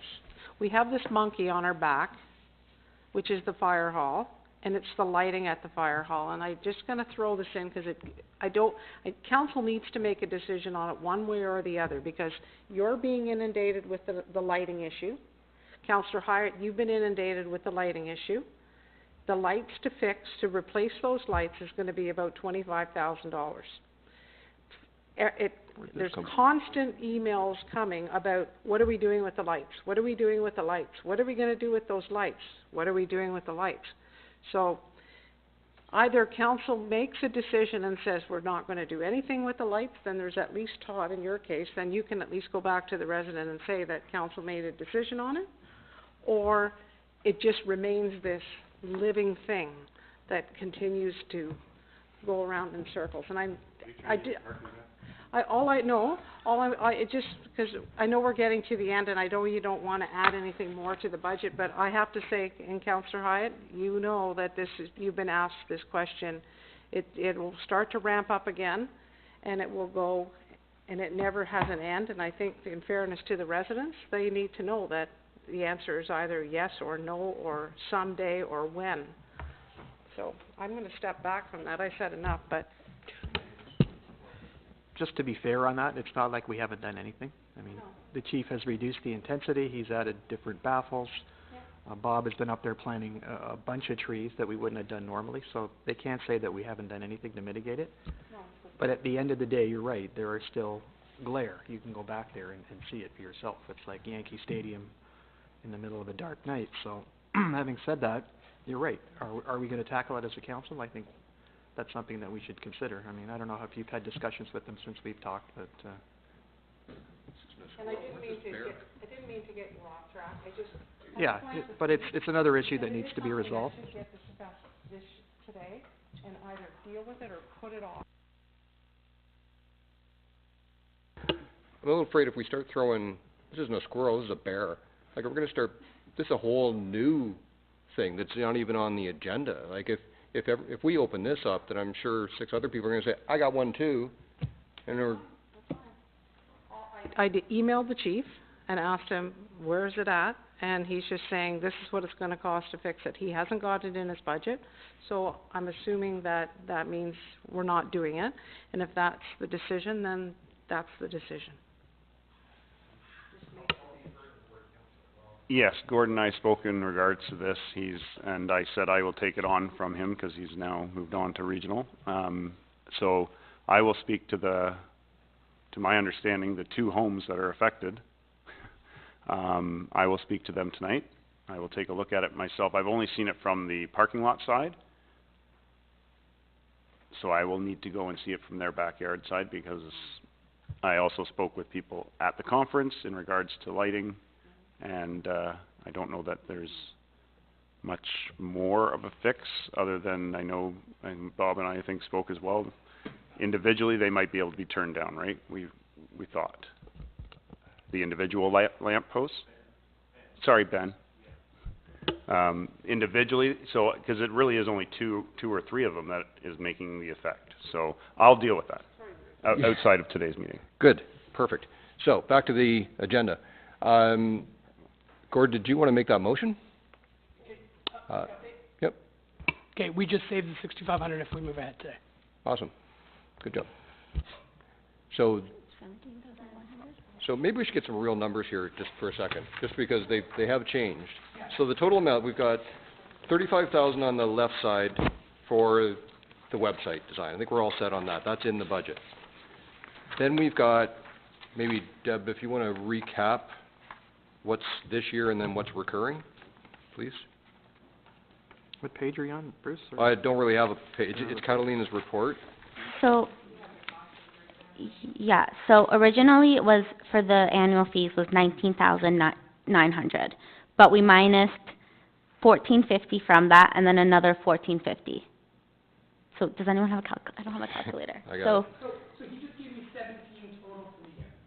okay, And that's and training, 17,000, okay, and then the annual fee will be 17, okay, Let's do the math. so 17,000. 17,000 this year.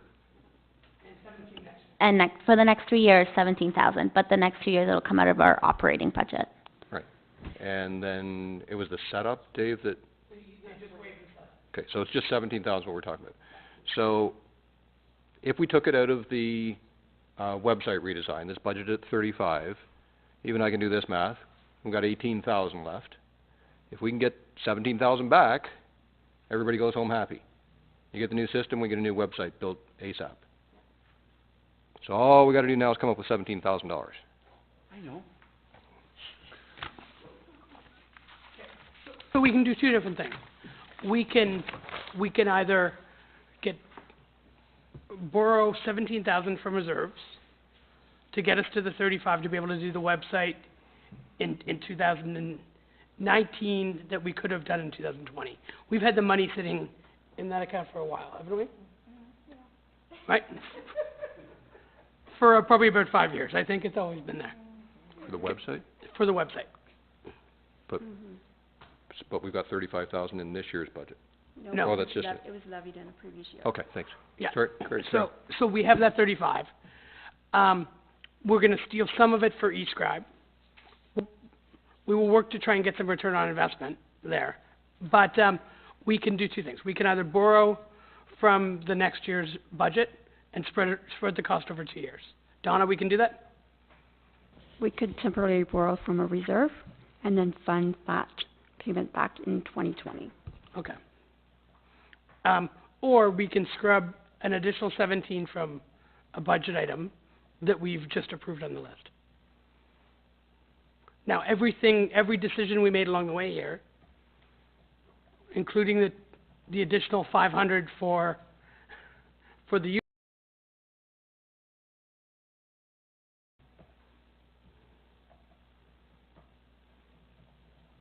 So why don't you, no, I'll put a motion that we fund this over 2 years. Again, this is not necessarily because I believe this, but so we put a line in the sand and can move forward with this decision right away.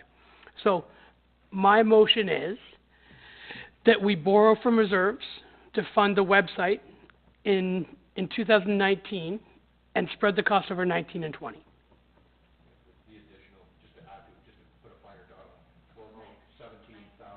Probably your mic. Thanks, Catalina.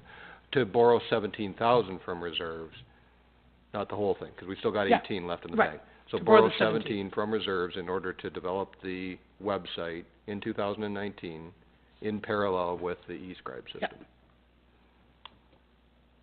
How do people feel about that one? No, but, so this will open, or, again, if you turn this down, then we have to go find the money from somewhere else. That's all. I don't think so either. Yeah, so call a vote. Okay, I'm calling a vote. All in favor? Carried. Okay.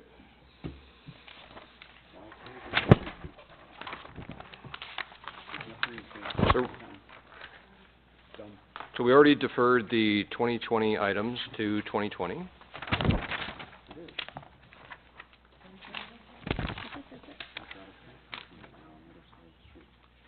Then all I need now is a motion for adjournment. Made by Dave Barton. All in favor? Willie wants to stay longer, but we have to go. All right, thanks, everybody.